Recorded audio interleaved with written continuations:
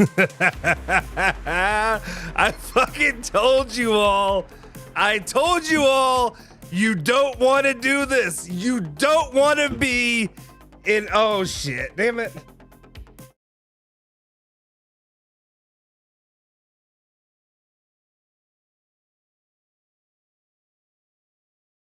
All right. There we go.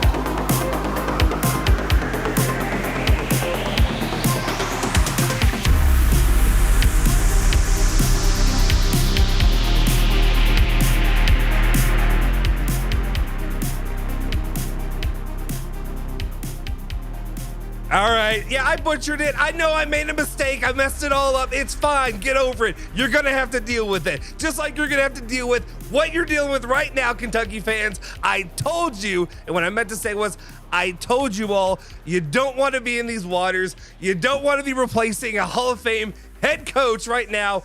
Not with the options you have out there right now. Not with the guys that are out there. And then you got rejected twice today. We're going to talk about that as well as we're going to talk about everything else right now. You're probably seeing somebody next to me who you've never seen before. First off, I'm Justin Soforo. Obviously, if you don't know already, joining me today, my guy, Dwight Young. He's a struggling Kentucky fan right now, would you say? Or you were, no, wait, actually, let me make sure I got you off of mute. Go ahead. No, I'm not struggling. I'd be struggling if we still had, the same coach that we've had for the past 5 years that has failed to win more than one tournament game. So I'm not struggling. I'm excited. Well, I mean, that's fair. That's fair. But I think, especially given some of the recent, if you're following it today, if you've been following everything as it's happened, as we started this morning with James Strebel being blustery and big about how Kentucky is this big boy program. They're going to get their big boy guy. They're going to get it all done, whatever, yada, yada, yada. And then what happens? Scott Drew says no, just like he said no to Louisville. And then, I mean, everybody knew that Hurley was a long shot, right? We all kind of knew that was probably not going to happen, but you at least have to make him say no. And that's fair. There's nothing to be embarrassed, nothing wrong about that at all. Nope. But nothing at all. No. You swung for the fence. I mean, that's what you're supposed to do. That's what you're supposed to do. So I don't blame Mitch Barnhart whatsoever. You got rejected, but you went for it. I mean, what's the worst they can say other than no? So I would have been more upset if we had landed on a candidate without having asked Hurley or without having asked, Donovan, who I'm assuming is still being, targeted. So, I don't fault him at all. I mean, you got to ask the best of the best, and that's what he did. Oh my God, we have breaking news. We have breaking news. This isn't a joke. This isn't even a joke. What's up, everybody? If you're in here in the chat, let me just real quick before I butcher everything that I've done tonight. But before we do anything, smash the like button, hit the subscribe button. If you haven't already, go over to the YouTube channel, subscribe on the YouTube channel, do all that good stuff. Join us in here. But it looks like we have breaking news as we go on here. Yes, it is. No. I'll read it. I want to get a Kentucky fan's reaction. And Jason Ince, whoever's out there, if you guys are watching this right now, feel free to come on in. Join us in this. Join us in as we live react to Kentucky potentially getting their next basketball coach. All right, without teasing it anymore, Matt Norlander puts out the tweet. Breaking news, Kentucky has lined up BYU's Mark Pope to be its next coach.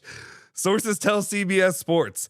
Nothing is signed at this hour, but the sides are quickly working toward a deal and hope to get it done by the end of the night. While I work to bring my guy, Jason Ensign, here right now, Dwight, give me your raw reaction as a Kentucky fan. I feel like this is April 1st. Like, can't be real. Because I feel like we almost, not to the same extent, I feel like we almost just made a Kenny Payne hire right now. Like, we just hired someone for, sentimental reasons who has not proven to be a successful head coach. And I can't even really gather my thoughts because I still don't believe what you just said and what I just read. That's insane. I can't. He is. Look at him. Look at him. Look at him, big boy. Look at him. Right there. Right on the screen. It's beautiful. I mean, I hope it. Yeah, that sucks. I don't know what to say.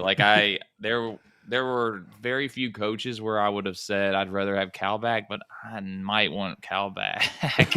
That's bad. I don't know what I don't get it. I don't get it. I said I was just saying I was just defending Mitch Barnhart literally like seconds ago. Mm-hmm. And now he does that, which when you've got so many other options out there, I don't understand. Yeah. And I'm upset. Let me go ahead and bring these other guys in right now. Looks like Nikki V getting him in, getting Jason Ensign as well. And let's go ahead and get their reaction. Here we are. All right, what's up, Jason? How you doing? How you feeling? Let me know. Like this is it's shocking to me. Like we heard it at the end of the day, but this is just moving quicker than I expected, and I just did not expect this to be the name when you push out a Hall of Fame head coach, right? Stop. Oh, sorry, Jason, are you there? Can you... Barnhart, I know you're out there somewhere. All these are for you, and I hope you choke on all of them. Unbelievable. I tweeted it out earlier, and I fully stand by it. When Mitch Barnhart goes to the board of directors to get approval for the contract, they should ask for his resignation. This is 2007 coaching search all over again. This is having a list of 3 people, asking those 3 people, getting a no, and panicking, and going for a hire that you know won't say no because you don't want to risk a 4th person turning you down. Going for what you deem as a safe hire, somebody that won't, have the bravado that Cal does, won't be controversial, won't say anything in the media to rile anybody up, won't upset any donors. He's a yes man. He's not going to, push for alcohol sales, all the things Mitch doesn't want to have to deal with. Mm-hmm. And this happened in 2007, and he didn't get his top 3, and he panicked, and he went and hired the guy that knocked U of L out of the tournament. And he was going to do something similar in 2009 until he was forced to actually talk to Cal for once, and was pretty much had his hand forced to hire him. And he's dealt with it for 16 years, and he doesn't want to have to deal with anybody causing him any problems anymore. He wants Mark Stoops of basketball. He wants mediocrity. He wants somebody who will just do their job and won't cause him any issues. Well, the problem with that is you just hired a guy potentially that has never won an NCAA tournament game, has lost both times he's been in the tournament to seeds lower than him, double-digit seeds, who has no recruits coming with him. Like, at this point, you should have just let Cal come back. We at least made the tournament. I mean, does Mark Pope make the tournament? Who on this roster stays to play for Mark Pope? Who comes with Mark Pope? He doesn't have anybody great that he's going to bring with him. He doesn't have any recruit. I think the recruits he have are ranked to like 100 to 150. Yeah. I was reviewing the roster. This went from the elation of Sunday and Monday of we're finally getting rid of Cal, we're going to get a coach who will actually do something, to what in the actual ever-loving fuck has Mitch Barnhart done to our program? Like, yeah, we're going to look, everybody in the country is going to get jokes off, and we got to sit in it. We absolutely have to sit in it. There's nothing we can do. Yeah, I was just defending Mitch Barnhart before this news broke too, because I was like, you got to go after, the top guys. Had no problem with him swinging and missing at Hurley, but yeah, it feels like you just went up to the hottest girl at the party, you got rejected, and then you just took literally the easy choice. Like you took a deuce. There was no in between. You did not even try to go in the middle. So that is shocking. I'm shocked. Yeah, I knew this would be difficult. So I didn't expect this. I expected not, you guys, everybody was mostly busy. So I didn't expect this news to drop tonight. Nick, tell me what your happy ass, fence riding ass is feeling about this hire? Because I know you coach apologist, coach defender. You're gonna love every coach. Every coach is great. Let me know your opinion of this hire, or it's not hire done, but well, I guess my question is, I totally get how optically it's looking like, yeah, you're going from the hottest girl at the party to, like, I don't even want to say her little sister. Like, I mean, it's just some other girl that people were hanging coats on. I mean, it's my question is though, because everything happened so light speed, you didn't have like a ton of time. And also, I know things were disappointing and people have been wringing their hands and gnashing their teeth about Cal for a while, but you didn't really think he was going to be gone until the Oakland game. And even then you weren't even sure. Like, you just thought this was going to be a rinse and repeat. We're stuck with this guy. Whereas with U of L, I mean, there have been candidates that have been thrown around since last season, to truth be told. Mm-hmm. But I mean, really, like, names were thrown around in December. There was real traction, stories that, leaked out saying there was almost a move then. So I'm just saying, like, comparing the two coaching searches, I mean, you had names getting around, even in passing, like the guy that ultimately was hired in Coach Kelsey. His name got thrown around as a dark horse candidate months ago. So at least we're, like, familiar with it. This coaching search just happened so light speed. I almost feel bad for you guys, like the UK fan base. You didn't at least have a little bit of time to marinate on a litany of other coaching hires. I mean, it was Drew, Hurley, or bust. And so if you take a step back from it, and instead you got blue balled. No, 100% you got blue balled. But if you take a step back, and this is where I'm going to get mocked and everything like that, I feel like a Mark Pope, like, is in that next tier of coaches that you'd be looking at. I know it sucks, but I mean, you're just realistically now, so, you don't have Drew.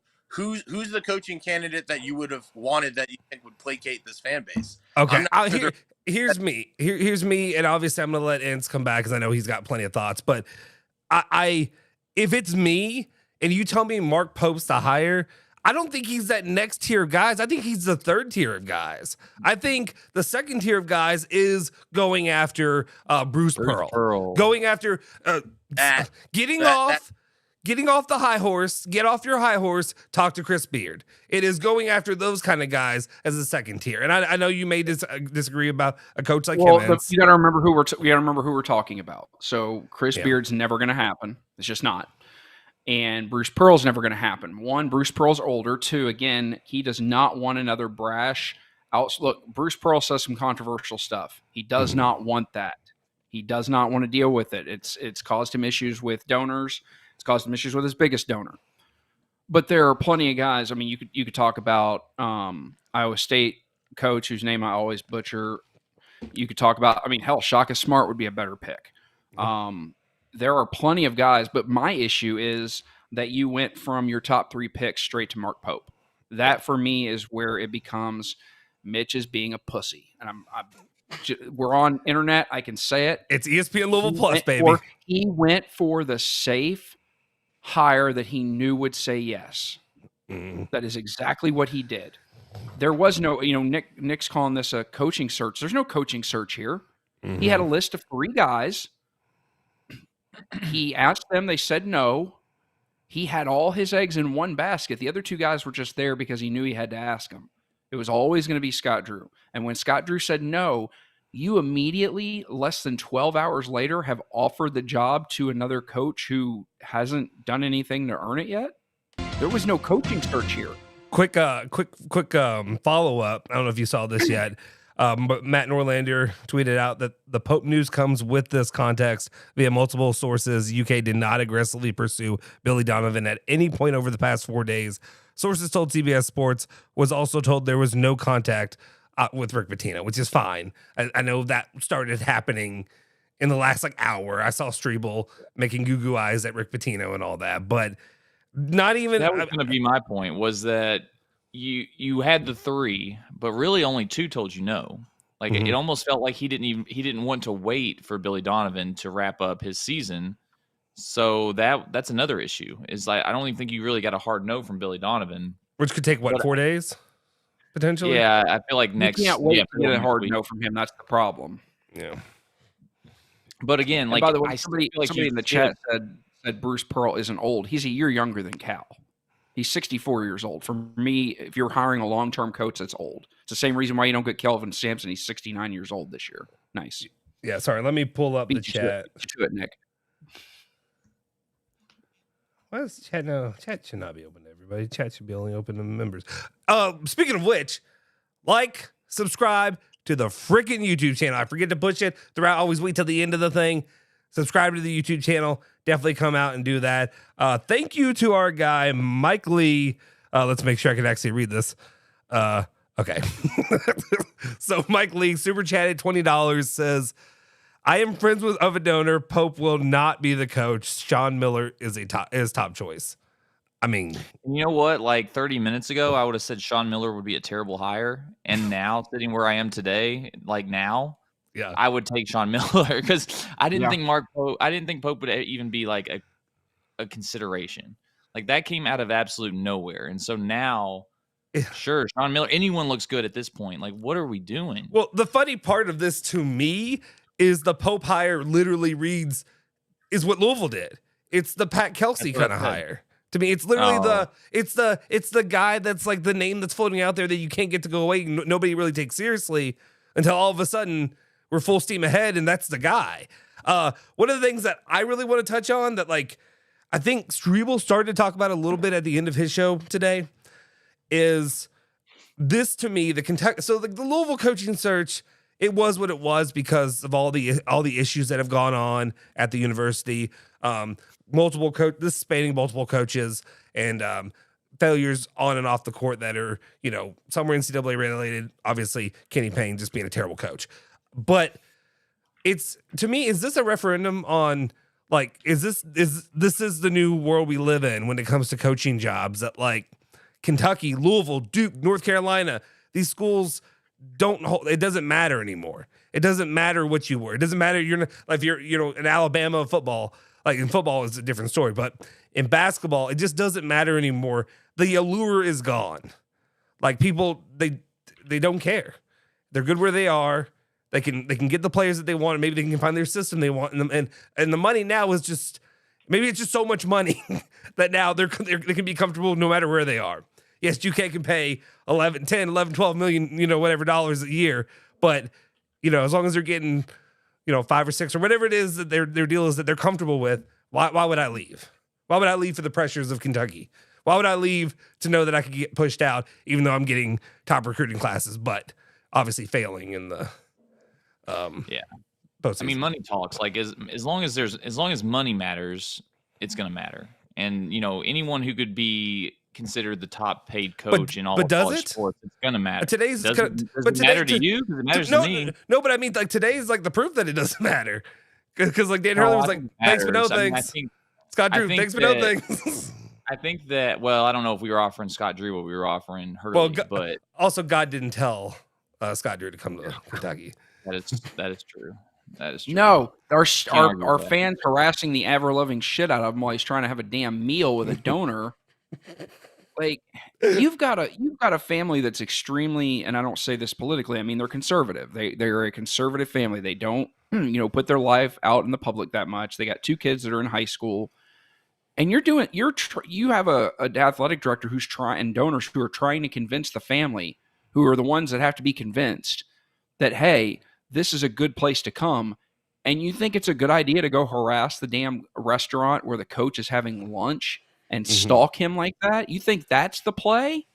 That's the move? Like, but I mean, that, Cal, you all are and of course, crazy. You people are crazy. Matt Jones out there. Oh, this is awesome. You guys are awesome. He knows what he's doing. He knows exactly what he's doing. The only person that benefits from a prolonged or controversial coaching search is Matt Jones. Yeah. I mean, I felt like we could do pretty well if it would have continued on for another week or so, to be honest. But I was enjoying it. Like, The amount of look, I'm sure I'll get flamed for it on Twitter or whatever, but I don't care. The amount of disinformation, the amount of fake information, false news, false reporting that he has done over the last 72 hours just reemphasizes everything that everybody has said about him being a grifter to the Big Blue Nation. He is an absolute grifter.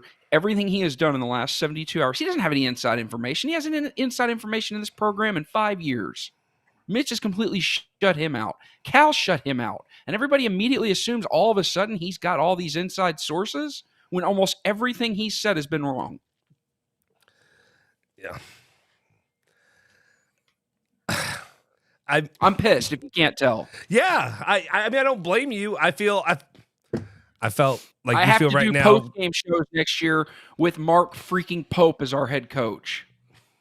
So, and that's literally where I sit here now being like, if I mean, obviously the best thing that could have happened would be not to get rid of your Hall of Fame coach right now, I guess. Or okay, all tell me. I don't agree with that. You still we needed to get rid of him. Like, he had to go. Yeah. I'm sorry. Like, he had to go because what he was doing here at Kentucky was not working.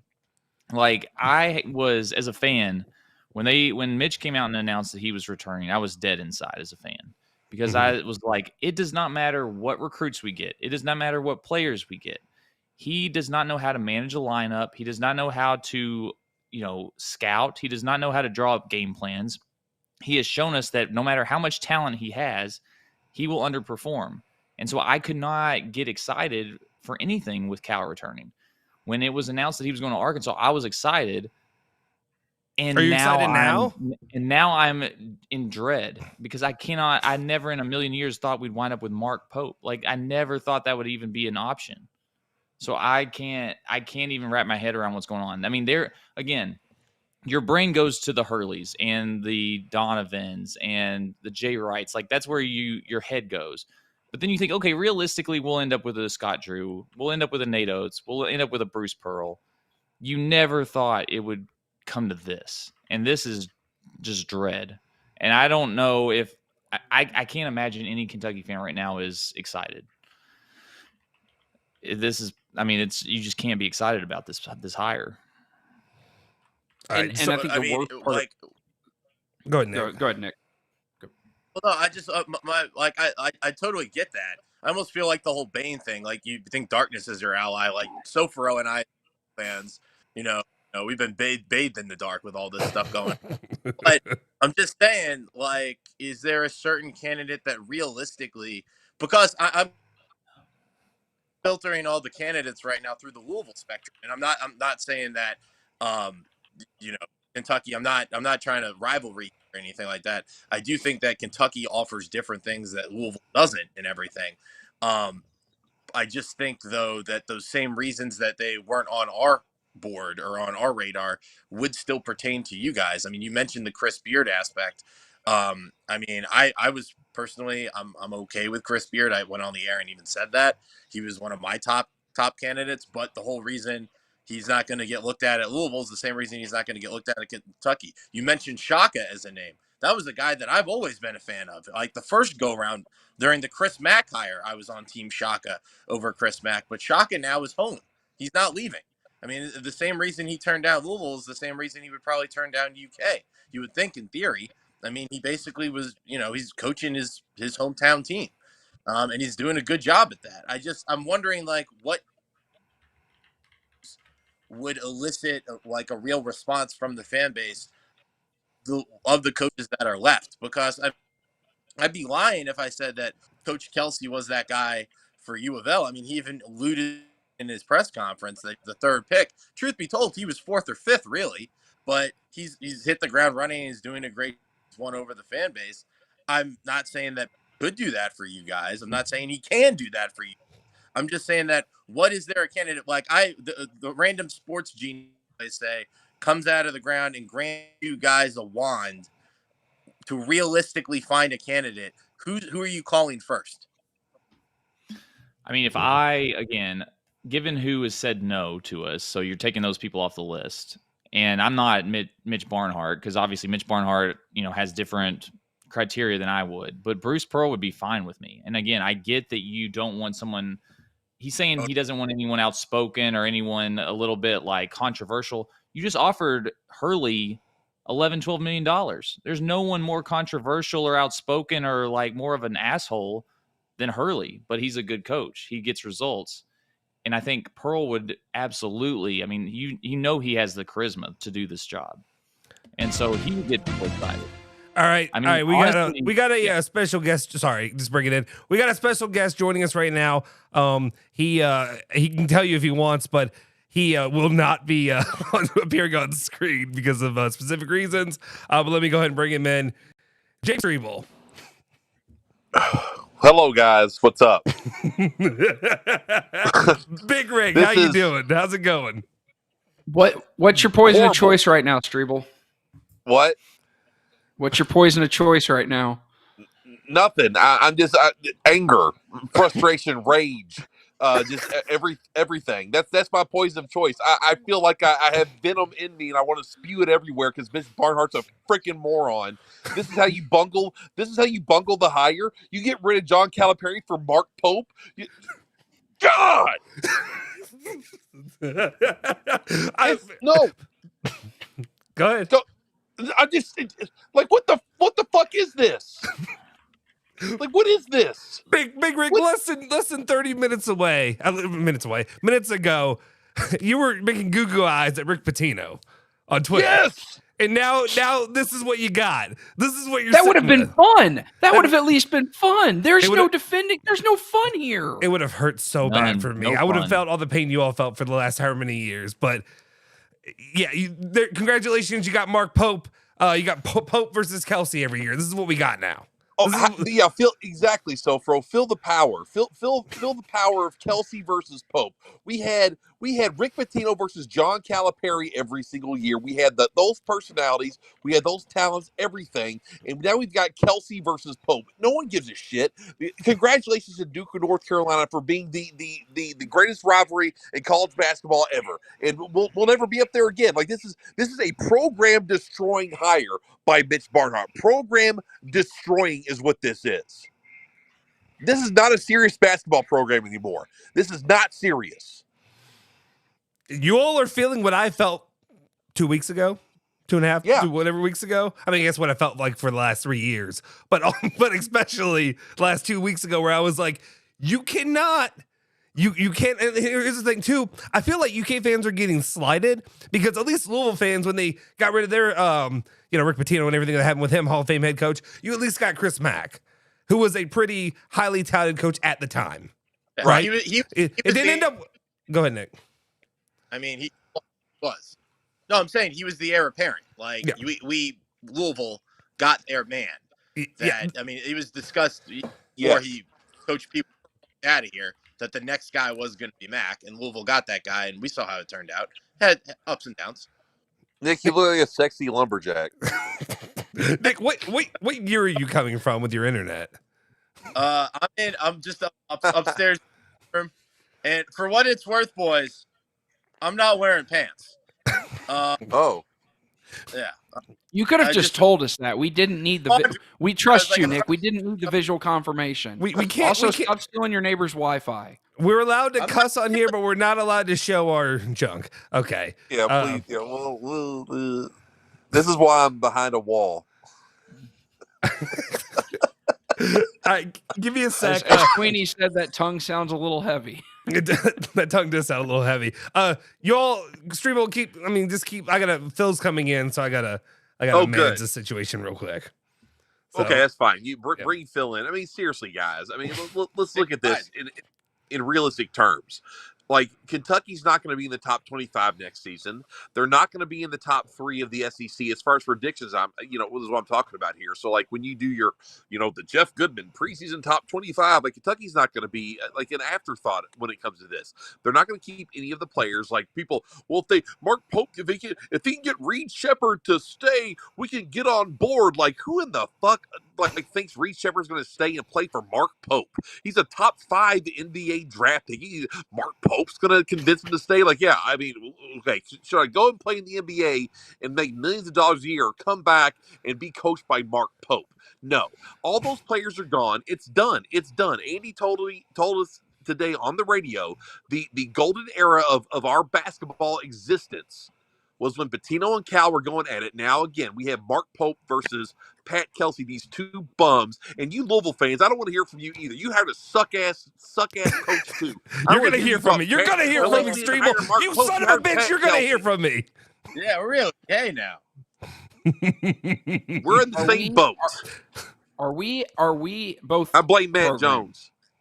What? Oh, you missed my rant earlier, Streeble. Everybody's blaming Matt Jones. Well, how are we blaming Matt Jones? What are we getting mad at Matt Jones? I fear that college basketball is headed towards, with the way that everything has gone now with NIL, transfer portal, etc. I feel like we're headed towards a scenario where great coaches are going to stay where they're at. You're not going to see a whole lot of, well, I'm going to leave this job. I've taken this team to the Elite Eight, Final Four. I'm going to leave now to go take the bigger job, the Kentucky, the Louisville. I fear that we're headed to a landscape where great coaches are going to stay where they're at. They're going to do the Tom Izzo. They're going to do the Coach K, Jim Boeheim. And you're going to have to luck out and find that next upcoming coach and keep him.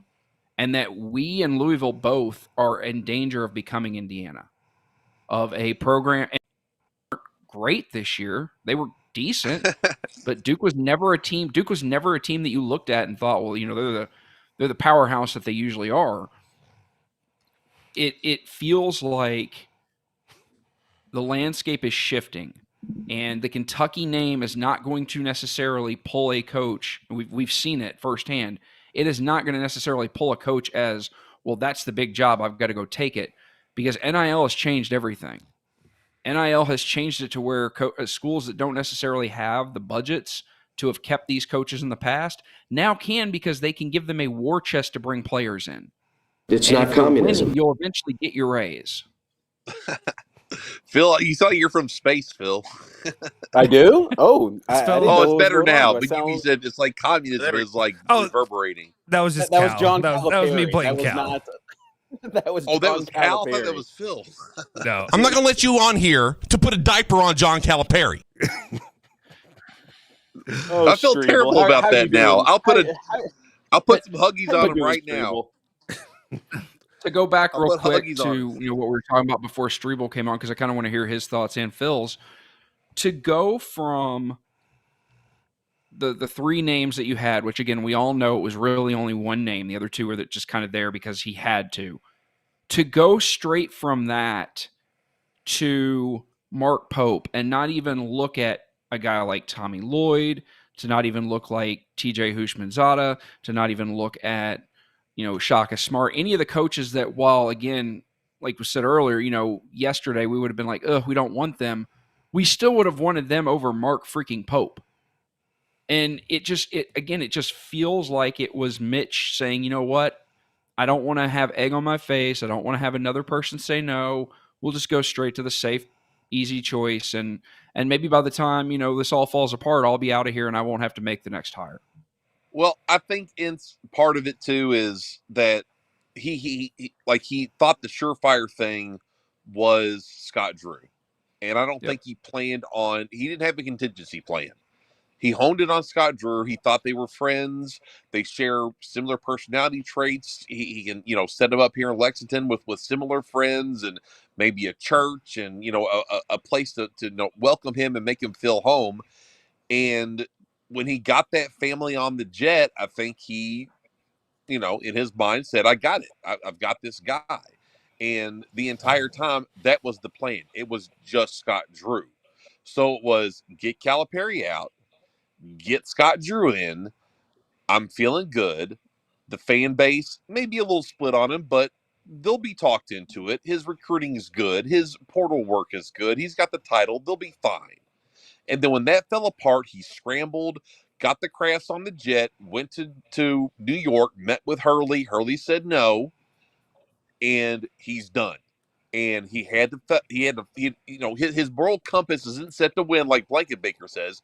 It's set to what makes me feel good, what makes me be able to sleep well at night, because it won't be Bruce Pearl. Heavens no. How dare anyone think that Bruce Pearl's transgressions over a decade ago with apple-cheeked Aaron Kraft, and then the FBI stuff didn't touch him, it didn't bother him at all. We can't even take a chance on that. No, or Nate Oates or any of this. It's a joke. It's disgusting. His moral compass is set to his own moral standards, but yet Mark Stoops, he lets him do whatever the hell he wants to do, which I always thought was a joke. Like, so Calipari goes home every night and goes to mass every day and all these other things. He's like him, but Mark Stoops, who gallivants around, that's my guy. I'm gonna stand behind him. Bleep that. Did you like the taste in your mouth? Let's get that taste back in our mouth. Phil, what do you think about that? No, we talked about it at Twin Peaks, and I'm curious, and I can open up to everyone else. Knowing what you know now, how you arrived at Mark Pope, and boy, delivering that news to Strebel for the Rothstein tweet, he looked like Strebel, I kid you not, he was sitting down, but he already looked like the Popeyes employee that was way too tired. That was James Strebel when I told him the Rothstein tweet. Slumped over. You did. You looked like you were hurting. Knowing what you know now with Mark Pope, and everything that's transpired in the last, I don't know, it's 5 days. You want Cal back? Yes. Right now. I know Strebel. So Ince is okay. So you're okay with this. You're not okay with this hire, but you still don't care. You don't want it to be John Calipari. Is that what that head shake is? And hi, Nikki V. I didn't get to say hi to you yet. We know what we were going to get with Cal. Look, at the end of the day, we could all be wrong. Mark Cope would end up doing well here. We could all end up being wrong. And I hope we are. I hope in a year we're all sitting here saying everybody's calling us dumbasses. I agree, Ince. With Cal, we knew what we had. We had an extremely toxic situation in every aspect. Athletic department, assistant coaches, boosters, fans. Toxic in every possible way. You could not continue on. It's like the two parents who absolutely hate each other that are trying to keep it together for the kids until they turn 18, but everybody in the fucking house is miserable. It's better to just cut ties. Yes, it sucks. Yes, we're going into an unknown situation. It's probably going to piss us all off, but at least we have the chance of getting better, because it can't get a whole lot worse than having the roster we had this year and not getting out of the first game. Well, and that's what Strebel and Jeff and I talked about earlier today. It feels like Mark Pope, of somebody of his ilk, would be a lot more manageable. Like, you're not going to have a guy that's going to go out, bull in a china shop, and, I raised the money from the NBA players to build a new practice facility. You're going to have a guy that is a teammate and is going to essentially toe the company line. And that's what I think what Mitch Barnhart wants. He doesn't want a guy that's going to be bombastic. And I think, quite frankly, you would have had that with somebody like Dan Hurley. But you're in this very weird – I mean, Mark Pope isn't going to excite the fans. It's Kentucky, so the fans will buy in. But it's still not the sexy name that you thought you were going to get, regardless of him playing here and Patino giving the endorsement and igniting him and everything. But it's fascinating to me to go for the names that were up here to Mark Pope. Like, I said his name jokingly because I never thought it would get to that. Well, and now it's turning that way. The comparison here is, and again, I'm not trying to joke on Pat Kelsey here, but Pat Kelsey wasn't on anybody's radar. Mark Pope wasn't on anybody's radar. Like what Kentucky fan realistically said, well, if we don't get Scott Drew, we don't get Dan Hurley, we don't get Billy Donovan, we don't get Nate Oates or whatever. But Mark Pope's sitting there. No one had Mark Pope on their list. You got the Pat Kelsey and Kenny Payne hybrid, not quality, but like a former player. But that was just like we hear the name, but that's not real. That's not gonna happen. That's cute. You can put it on the list so he feels good, but it's not gonna happen. Not at Kentucky. Right. Not at the University of Kentucky. No way. And that's actually real quick. That's something that I kind of wanted to touch on, that I feel what I was saying about the Chris Mack thing was like, I feel like UK fans got screwed over out of like at least having that opportunity. The guy, yes, I get it's the guy after the guy that's going to follow Cal, and yes, Cal has been kind of the guy after the guy for the last 5 years, but you didn't get the opportunity to capitalize on being fucking Kentucky. You know what I mean? Right. Like getting the guy that, you know, Chris Mack being a 1 seed at that point, to you're getting Mark Pope, who didn't make the tournament. What's he done? No, he made Well, the he was a- tournament. Did he make the tournament? Oh, sorry. Yeah, he's a 6 seed. He got beat by Duquesne, who was an 11 seed. Oh, well, that's great. That's fantastic. That's perfect. Right. That's what you need. Real quick, sorry. Shout out Mike Lee. Thank you for the super chat donation. Said Patino was contacted. It's not about his salary. Patino wants 8 to 12 mil in NIL money. If someone is close to Jeff Shepard, you can confirm this. Reed will get 7 mil for 2 years. Okay. Okay. Great. I appreciate the money. Do you think you could be swimming in the way? And I saw Blank jokingly put this out here, but with Blank, you never know what's serious. Could this be something where fans, there's a revolt? Like a Greg Schiano revolt? You do? Okay. I saw Blank put that out there, and I never know if it's Russia or if it's actually Blank. No, there's a revolt going on right now. It's bad. Yeah. But Nobody one likes thing to keep in mind, with that one included boosters. If the Crafts are behind this, there's no revolt. Great point, Ince. Right now, it's his fans. Who's the guy on the top? Sorry, is that Beesmore? You know, That no, that's I thought my it was guy. Mark Krebs. That's my guy, Dwight. You know from the Now We Can Talk Like Clay Travis podcast. I thought all of you bum asses. Yeah, he's a UK fan, and Dwight, you can say hi. You can say hi. Hi, Dwight. Sorry, we're Mike Kors over here from everything at the radio station. So Yeah, sorry, buddy. Yeah, I that's feel bad. Dwight and I were Dwight and I were going to be in here battling it out because we thought nobody. Well, not just because, but like nobody else was going to join us. But then Spotlight comes on, and everybody comes out. I came into this ready to defend Mitch, and then literally 5 minutes into the recording, the news dropped. So I had to literally change gears in my brain. I was going to say, it wasn't that the Spotlight came out, Justin. It was that the fucking true. Mark Pope news came out. Everything burned down. No. Well, that's what I meant. The big news came out. But anyway, I just. Fuck it. Just fuck it. This is what we're doing. It's funny. We'll I had do a it live. whole, and we'll do it live. I had an entire agenda to go down of how I wanted to talk about things, and it just went out the window because Kentucky's got Mark Pope, and it's Mark Pope and Pat Kelsey for the future of basketball in the bluegrass, and basketball.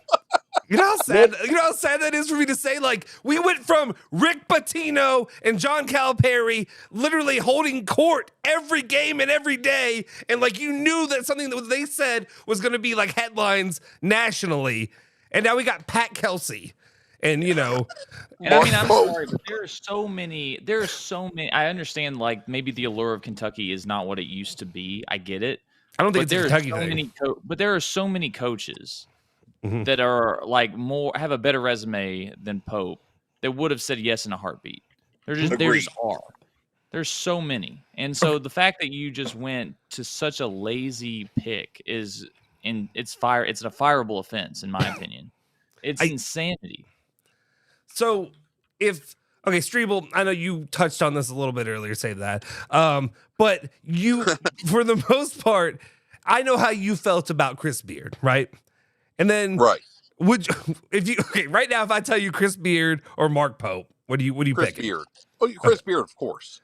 Okay. I just want to make sure that Yes. you weren't still up on your stallion. I want to make sure you weren't still up on your high horse. On the stallion. Your high horse. You and Mitch and maybe a local guy, a Chris Louisville Beard guy. was a real name. Chris Beard was a real name. When it even came up that Pope was a candidate, people didn't take that seriously. Right. So the fact that he's the hire is even more just mind blowing because just the fact that he was even in consideration was crazy. So Beard, yes, he has his downfall, he has his controversy, but that was a real name. That's a real candidate. I don't feel I think Pope we're on would be a agreement. real candidate. Mitch would. I mean, just no. The Mitch. It's Mitch Barnhart though. That I think he was out of the running the moment you knew Correct. how Mitch operates. So that's the one thing. It's the same thing with everything that transpired with Louisville. Nick, you and your dad, and I know the people you all have talked to during some of the breaks of the show, and just talking about you can't money whip guys. you can't do some of these things. And I know some of the analysts and people connected to ESPN that they talk to that have direct relationships with these folks that were supposed to be in the running. I mean, Bob got a lot of flack for some of this stuff, but I mean, he called some of this stuff too. Yeah, no, 100%. I mean, I think if you want to take a step back and, first off, come from the temple of let the cake bake. Everyone was against Pat Kelsey, and he's to the Streble was party. at the synagogue earlier today, by the way. It was just phrased a little bit different. What did you say, Streble? What was it? It was let the bacon sizzle or something. So it sounded. I was Let like, the bacon sizzle. That kind of sounds like let the cake bake a little bit. Let the Okay. bacon sizzle. That's right. Or you can be like me, let the bolognese cook down, which is what I'm doing right now. Dude, hungry. I love it. Well, But you can't the have hell none. is that It's for your brother, actually. So Bolognese. Streble, you don't want a bolognese? Okay, don't start. Sorry, Nick. I took it away from you. I had a rotisserie chicken tonight, Soforo. I think that a couple of things. This echoes a point that we've already known for a while, but now you can take the rivalry out of it. It is what it is. You can't money whip coaches anymore. We saw it at Louisville. We saw it at Kentucky now. But I do think maybe like what we've seen with PK just hitting his layups, it's kind of an indication of how much you still need a coach, obviously. You still need somebody that can embrace NIL and can recruit and, galvanize a fan base. But it's almost like in this day and age of NIL and the portal and how we've kind of gone away from college basketball being all about these coaching personalities as the old guard is retired. Now it's sort of like it's more of a business. And now I feel like this is a time where you can really see at a school like Louisville and now Kentucky how much your business infrastructure is in place.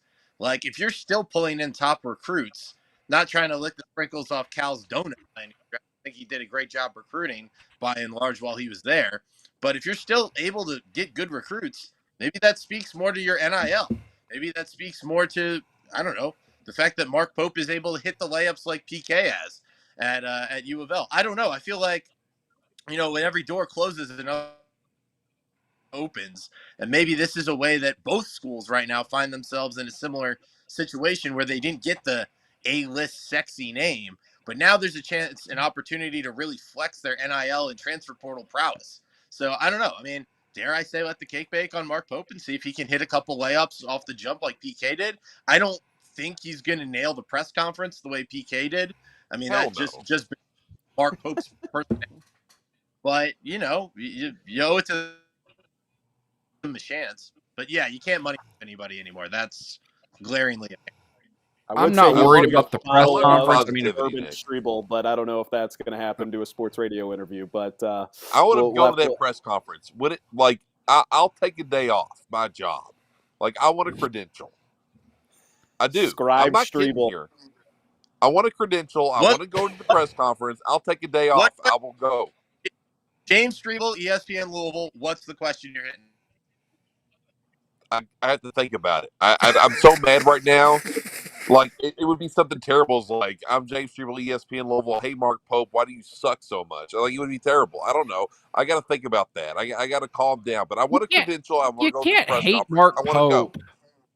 You can't hate Mark Pope. One, this isn't his fault. Two, he did win us a title. He's not Kenny Payne. He hadn't shit on our program. You can't hate the man. Not yet. Now, if you want to tell Mitch you hate him, not yet. And thanks for making me feel bad. I don't hate Mark Pope. I'm just mad right now. It's not his fault. It's Mitch Barnhart's fault. But damn it, I keep looking at this damn screen. I see his face looking like he doesn't know what's going on. Hey, everybody, I'm Mark Pope.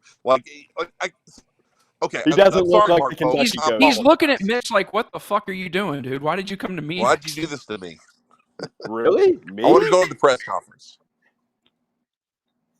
Go. I want to stand by. Well, I got to get who do I have to do? Like, who do I got to talk to texted get a the SID to try to get Cal. A week ago, you were saying you were going to be the shill and you could be bought and you could go up against Matt Banks and do all this. So text the SID. They'll let you go there. Okay, I'll text her in a minute. Humble brag. I wouldn't do it tonight. What's that?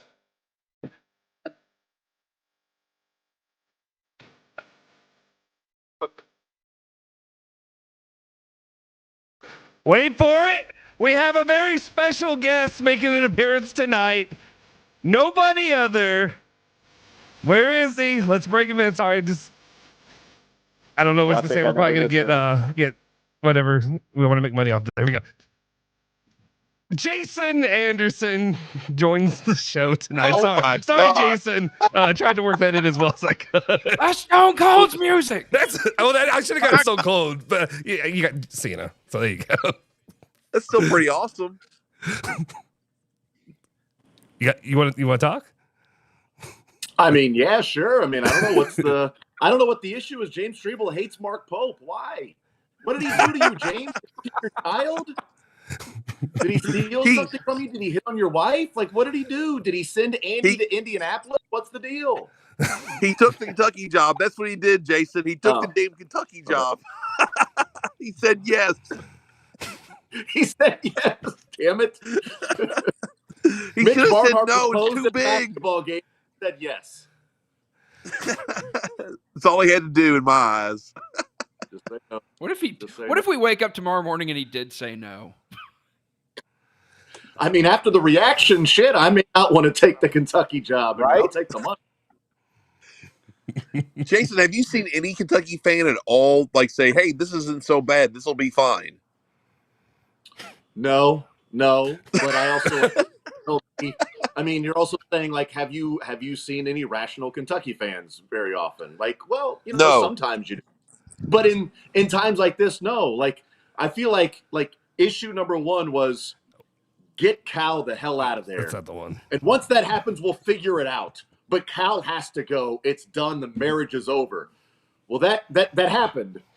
And then you actually have to find somebody. And reality was college basketball is not the same as it used to be. And you can't just go and buy the next best coach to go to Kentucky. But yeah, I didn't expect Mark Pope to be the guy, but I think he's a good dude, and I think he's a good coach, and I think he'll get players to Kentucky, and I think he can coach, and I don't base it off tournament record because, people that now want Calipari back lost as a 2 seed. So, and a 3 seed. Mark Pope lost as a 6 seed. So, I mean, if he gets to Kentucky and starts losing in the first round, he ain't Kenny Payne.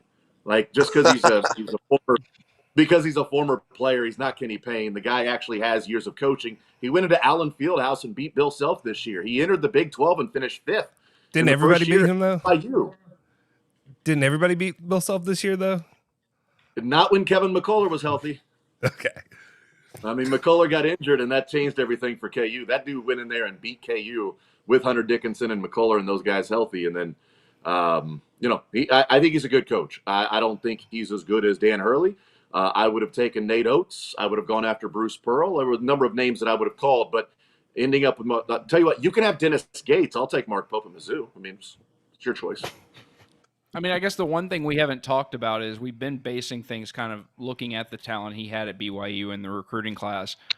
I don't do you have to be Mormon to go to BYU? Like, are they, I don't know what their enrollment stuff is. I don't know if there are, tighter restrictions or things you have to agree to that might have kept certain players away.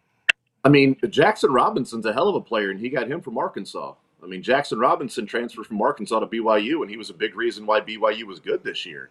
So yeah, he can get a like that to Kentucky. Like Dan Hurley went to UConn, and I know that, Hurley has turned out to be an amazing coach. Like the X's and O's, getting those guys to play together, all of that stuff. There's no doubting and debating what he was able to do.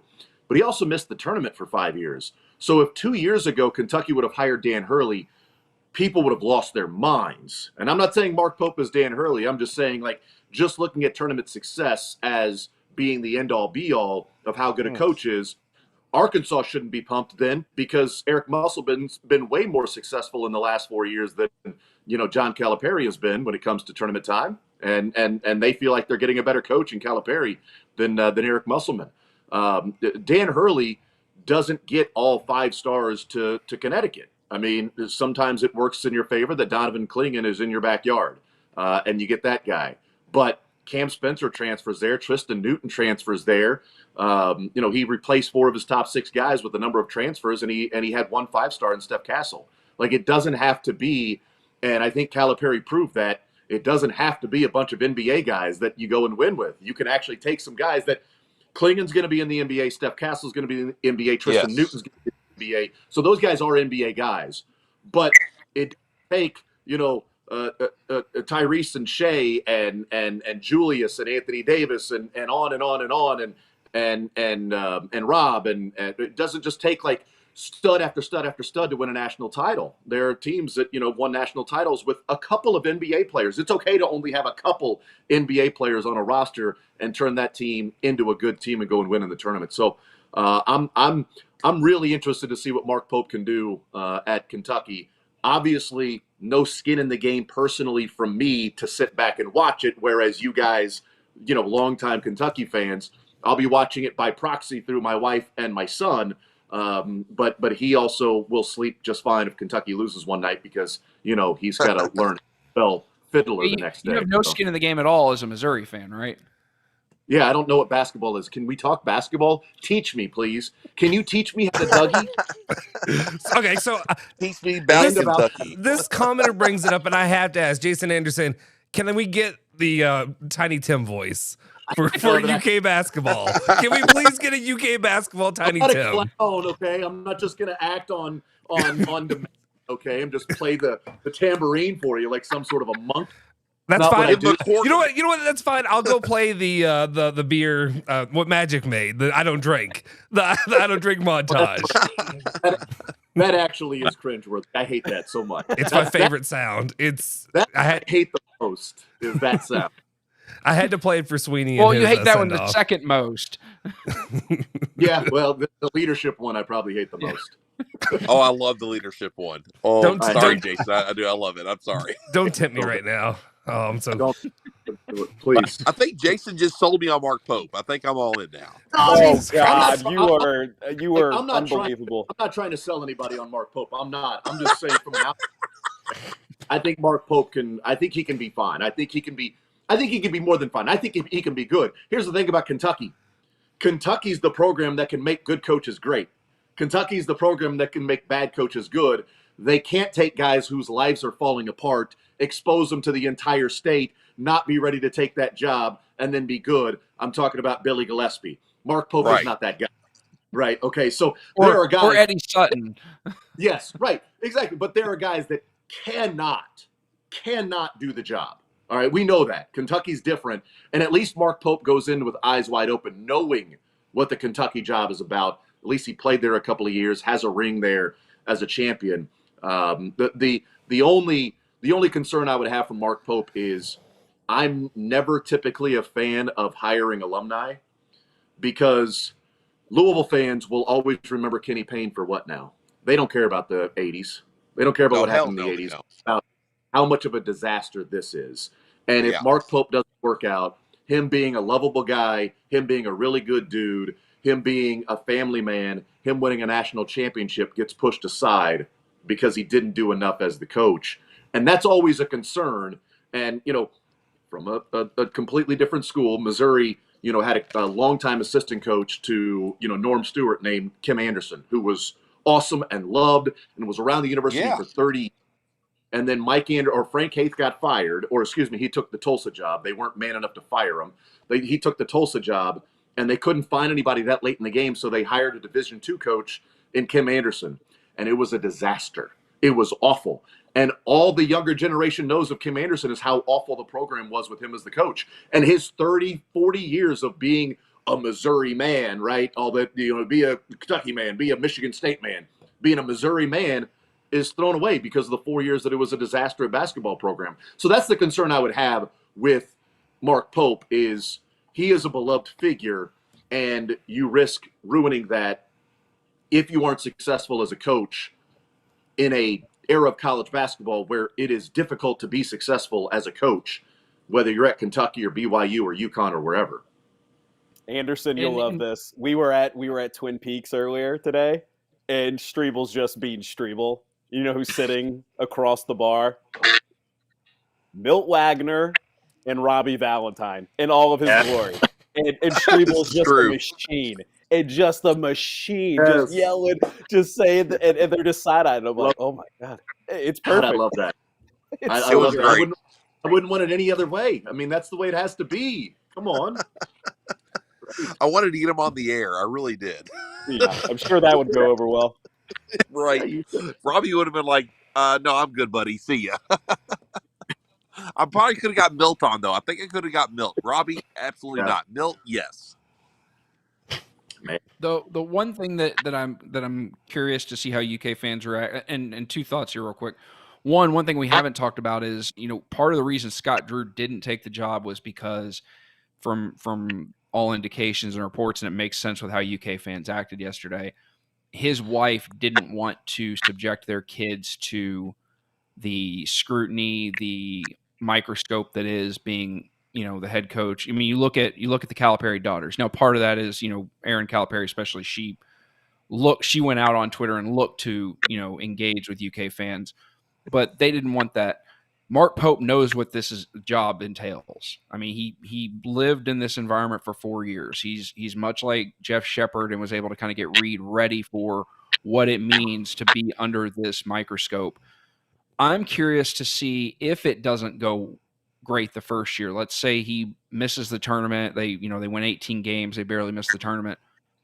Do UK fans start getting PTSD because of what they just saw happen at U of L the last 2 years, of a guy who came in, who was part of that program, who underdelivered, who maybe got an extra year because he was a son of the program? Do UK fans worry that that's going to be the same thing that happens, where a guy gets too much time because he is a former player? Yeah, I mean, how do you not, right? Like, I mean, I feel like Kentucky fans are hungry for tournament success. So if you go another 2-3 years without reaching the second weekend of the tournament, I mean, how do you not get antsy? And, you can say that he knows what he's getting into because he played here. Playing here as an 18 to 22-year-old is a lot different than coaching here where your family's subjected to the scrutiny. So we may think that he knows what he's getting into, but until you are on the other side of it, I don't think you do. So, I mean, he does have a little bit of an idea, but it's not the same as when you're a player, and the fans always love the players, right? Like, we typically have the players back, and the players are all rock stars on campus. That's different when you're the coach and you're struggling to win games. Well, this came out This came out a minute ago from Matt Norlander on Mitch Barnhart, saying Mitch Barnhart ID'd Mark Pope as a candidate from the UK job 3 days ago per source. This was not an impromptu decision on Thursday. Pope had previously arranged a meeting for UK earlier today. That was set days ago. In the event higher tier candidates fell through. That coming out from Matt Norlander. Oh, Lord. This completely backs what I said Tuesday night of he wants a safe hire that won't cause him any problems. And that fits the mold perfectly. Scott Drew was obviously the candidate 1A, but the fact that his backup for Scott Drew is Mark Pope. Do you think anyone's showing Mark Pope social media right now? I hope not. Like, do you think his wife is like, hey, honey, I don't know if this is a great idea. Look what this guy Round Daddy said. He said you're a bum. Do you think you should take this job now? Probably a bad idea. Jay Strebel 82. I'm mad. Strebel 82 said you suck. Strebel, you've had a lot of moments. This could be your biggest moment. This could be your time to shine. This is your way to stop this from happening. Go full Tennessee. Go Tennessee Strebel and just shut it down. Nick, if you give me a shut it down. Hey, you got. I don't know if I can do that. Shut it down. Thank you. I don't have the power of Clay Travis. I need AI to do Strebel, like doing some January 6th thing, just the Rupp Arena. Yeah. Just leading the charge, like Mel Gibson in The Patriot. I'd be way too nice for that. I can't do that. You were just telling us how you were going to go to the press conference and tell Mark Pope you hated him and he sucked. Going to a press conference isn't leading an insurrection in. Those are two different things. Like, one, you have like an actual media pass. They didn't have a media pass to go in the Capitol. What are you talking about? That's asinine. Actually, James, the first barrier that was broken was the media entrance. So, I mean, Good point. Good point. The part about the family, I think, is interesting because, you know, Scott Drew's wife and whether or not they wanted to be subjected to that and the kids and everything. His wife and family, well, wife and then their kids, obviously, but his wife is from that area, Utah, BYU, you know, from my understanding, pretty conservative. That I do wonder with this going on right now, social media wise, how that is going over in the Pope family when clearly he'll be making more money. So as a family, they'll be making more money than they're making at BYU, but they are going from a comfort in an area that she's incredibly familiar with, and, you know, BYU and Utah and her family, to now going to Kentucky that he's familiar with, but she'll be outside of her comfort zone in a fishbowl with her family. I do wonder sort of that aspect of it, if that's going on right now. I'm not saying that Mark Pope gets cold feet or anything like that, but the element of Scott Drew's wife sort of vetoing to a degree, if there was some of that went on, I think it's an interesting aspect. And if we needed any further confirmation that it's a bad hire, Rex Chapman has chimed in and said that Mark Pope was coached by Rick Pitino. He very much knows what he's doing. So there's your confirmation that this is a terrible hire. Rex Chapman has chimed in. Did he steal that take? Who has better glasses, Rex Chapman or Pat Kelsey? A great question, actually. Both. You got to throw. What's his name? Who's the other UK? Well, is he a former UK assistant now? Coleman. Chin Coleman. Yeah, you got to throw Chin Coleman in there too. Yeah. So, I mean, we're just depressed, right? I'm not. I mean, I'm glad you all are here with me now. As a Louisville fan, I'm glad you all are enjoying this in what I got with Pat Kelsey. Pat fucking Kelsey. He might be fine. He might be great. Mark Pope might also be fine. He also might be great. But we sit here right now saying, I don't fucking know. Maybe this is what we get. This is what we get to deal with. This is Kentucky, state of Kentucky basketball.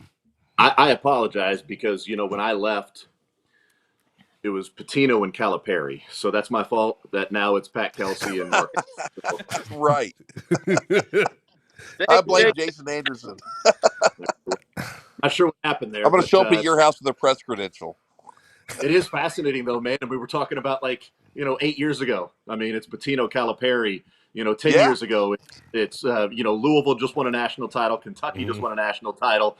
And, an undefeated season and all of that stuff. And it's like at the height of Kentucky, the state of Kentucky basketball, and now it's, the Revival and Mark Pope. So I helped Adam Leff go out with Leff go out with the Red v Blue documentary, and they were trying to do a sequel to it after the back-to-back championships, and now you're in this abyss. Like I would love to see one happen right now. Do the one about right now. Just do the misery. Just do the burial of Kentucky sports, Kentucky basketball, Louisville basketball. Let's just do that. I do have one. Oh, damn it. Fuck, I lost it. Damn it. I had a question. What? It'll be right back. It'll be back in just a sec. Streamline or Phil, sorry I cut you off.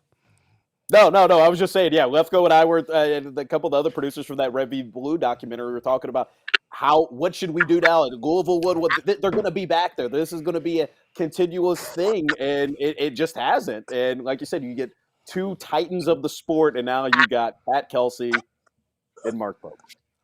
I'm sorry, I'm just really distracted by Nick Valvano's flashlight. What are you doing, Nick? What is that? Nick, what part of your body are we seeing? What the hell? Is that an arm? My girlfriend came home. Yes, we're going to go with an arm, Jason. It's like the eclipse. It's like the eclipse that made it on the Mexican news. What? Are you wearing Bob's underwear right now? What? No, I'm wearing all the clothes are my own. Okay. That's a start. Second question. That's good. Second question. So this real quick, and we'll go right back to UK and their pitiful scenario right now. But why have you not proposed yet? As long as you've been with Jeanette, she's a wonderful woman. And how have you not proposed yet? You're not going to do any better. There's no possibility of that happening. Yeah, agreed. I want to hear the response to this. Whoa! Oh no! Oh, there's the eclipse again. And Nick's gone. That was the eclipse of the heart right there. Hey, Godby, if you would like to come in, you can come in now. Well played, Soforo. We made your space, Godby. Now you can come in. Oh, I'm hoping he's coming back. Nick's in for a fun night now. Yeah, I've asked Either a this fun night or a bad night. I've asked this every single time. I didn't know she was around, but every time I've been around the two of them, I've asked that. So it's it's about time to settle down. I'm curious your guys' thoughts on the fact that Norlander's reporting that Donovan was very interested in this job, and Kentucky. I had issues with Donovan being the guy. I was very concerned about the fact that he's never coached a team or put together a team in this environment. Obviously, yes, he's been involved in doing the NBA, but with the landscape the way it is now versus when he left, I had some issues. But the fact that he wanted the job, teams have been trying for years to get him to come back to college basketball, and he wasn't interested. You finally have a job where he's interested, and you don't even talk to him from all reports. Yeah, that's what I said from the start. I mean, you said it. We had a list of 3 names, and we assumed that all 3 said no, but we never heard that Donovan said no. And so that's the issue I have is we really never heard that Donovan said no. And again, I can understand people having some reluctance to going with Donovan because, as you said, he's been coaching this environment. But do you take someone like Donovan, who's won 2 national championships, has NBA ties, or do you take Mark Pope? Like, I don't think that's a. Well, Mark Pope would still be there. that's if you could wait it a week. That's the thing you could wait for. Nobody's coming for Mark Pope. Mark Pope would have said yes today, tomorrow, next week, a year from now. Like, he's not going anywhere. So why would you not? Like, I feel like it was Mitch Barnhart just trying to get this off his plate. It almost feels like. This feels like Mitch Barnhart went to the bar. This feels like Mitch Barnhart went to the bar, talked to the 10. She said no. He talked to the 9.5. She said no. It's 10:30 at night, and he goes and talks to the fat chick in the corner because he knows she'll go home. It's like, you've got 3 more hours. You don't have to go there yet. Whoa. We don't. Whoa. Appearance. You know what I mean. ESPN Louisville. Those are Jason Ince's words. That wasn't me. Kyle Tucker now putting out. Kyle Tucker put out complete towards the panic contract. It is a complete panic move. One sec. No. It's just this delay's terrible. But despite earlier reports to the contrary, I'm now told Kentucky did make contact with Billy Donovan. Unclear if it was directly through his representatives this week, and he decided not to pursue the UK opening. So that's from Kyle Tucker putting that out. Okay. So just some conflictions between Norlander and Kyle Tucker. But Kyle Tucker 51 minutes ago said, from what I've been able to gather, that's true. Kept hearing Donovan would be open to listening, but no major push was made. I mean, that's a pretty big deal, though, right? I mean, that's something the reports you'd like to have the correct info on eventually. Because if Billy wasn't interested and Mitch Barnhart went after Billy Donovan, at what point then it's like, okay, he ends up with Mark Pope. Do you give Mitch Barnhart benefit of the doubt because he went after Hurley and Scott Drew and Billy Donovan, they said no? Or how much is there? Okay, Mitch, well, you went after Hurley, Donovan, and Scott Drew, and they said no. Why did they say no to you? Would somebody else have landed one of those big fish? Or you didn't even try at Billy Donovan. That's a huge distinction of ending up with Mark Pope, because if Mark Pope had already, according to the reports that, a few days ago, he had, set up an interview or whatever with Kentucky, if some of the bigger had pulled their name out of running, then he could have waited another week or two. So if he was willing to wait for those guys to go through their interview process, I'm pretty sure he'd be fine around Provo for another week, enjoying some dinner and hanging out before Mitch Barnhart calls and asks if he'd like the job. So yeah, if Billy Donovan was interested and Mitch Barnhart was like, yeah, I'm good, I'm all right, that guy's got two national titles. He's in the play-in game next week, which is essentially Wednesday. Game series. Right. Series. So if they lose 2 of those games, the season's over. And then if you wait Mark Pope is always going to be there. Like, that's wild to me. That He didn't wait. Yeah. But All you right, still, guys, I even got if to he's get still out of coaching, here. you can still talk to him. You can still find out if there's real interest there. You can still hammer out an agreement and say, yeah, once you're done, you'll take over. Let's get your assistant coaches in place and they can start recruiting for you. 100%. All right, good night, guys. I got to get out of here. Y'all have a good one. Well, appreciate you, buddy. Thanks, guys. Hey, Jason, good to see you. Nice to meet you, Dwight. Yep, nice to meet you. See you guys. All right, peace later, guys. Wasn't glad to see me or Phil. I mean, damn. Yeah, well, my laptop's about to die too, so there's about to just be 3 here in a second. I left my charger at work, so I thought Godby was going to come on. Yeah, I told Godby to get on in here, but it is Godby said he needs to sleep on his thoughts. So, if it wasn't like who did you guys want though? Honestly, like if you guys are looking at it and Billy Donovan, Dan Hurley, and Scott Drew turn it down, Mark Pope isn't the inspiring hire. Is it Nate Oates, pay whatever it takes? Bruce Pearl, who's the guy that would have been the exciting hire that was going to come in and invigorate the fan base? For me, you have to go talk to TJ at Iowa State.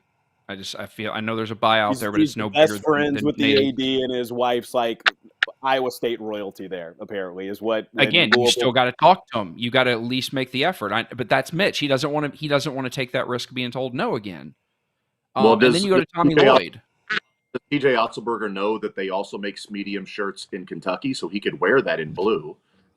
So he can wear his extras. He can wear his son's shirts in Kentucky blue if he wants to.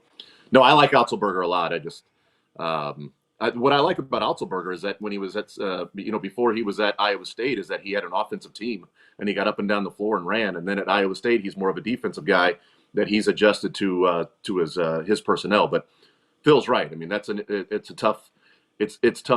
be tough to get him out of there. But then for me, the next name would be Tommy Lloyd. But again, even like I said earlier, even a Shaka Smart would bring more energy and excitement than Mark Pope. Yeah.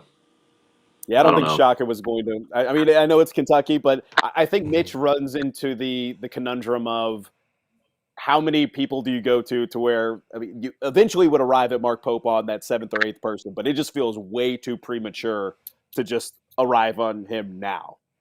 Like, he's not going anywhere. But Shaka Smart, somebody you can put out there. I just don't think Mitch wants to be told no all those times. And because you're Kentucky basketball, you can't be denied that many times before people start thinking it's like, what? This is a bleep show, and then you arrive at Mark Pope, and now you're at the bleep show.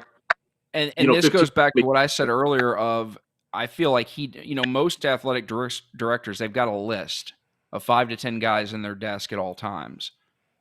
This feels just like 2007 where Mitch had a list of 3 guys, and that was it.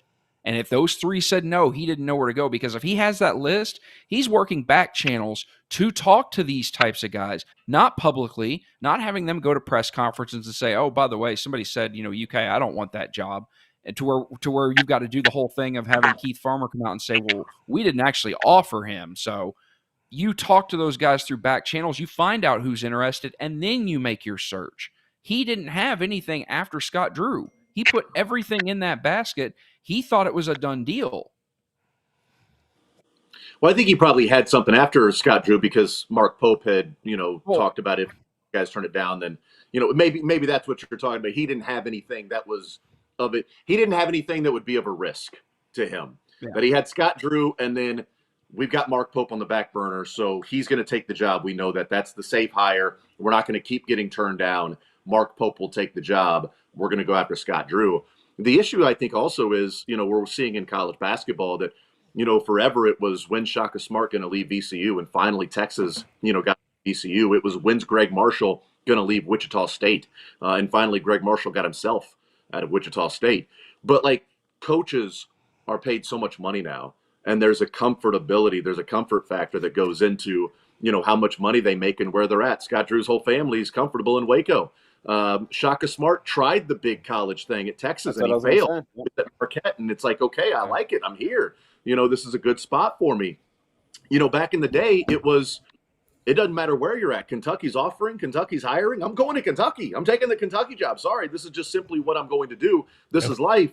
And that's just not the way it is anymore because there's so much money in college basketball that you can live a good life without expected to win every single year in the tournament, be comfortable, and make a crap ton of money while doing it and not have to feel like, your whole life is being, viewed and everything is under a microscope at Kentucky in what is ultimately what I said when Cal took the job. It's a 10-year job.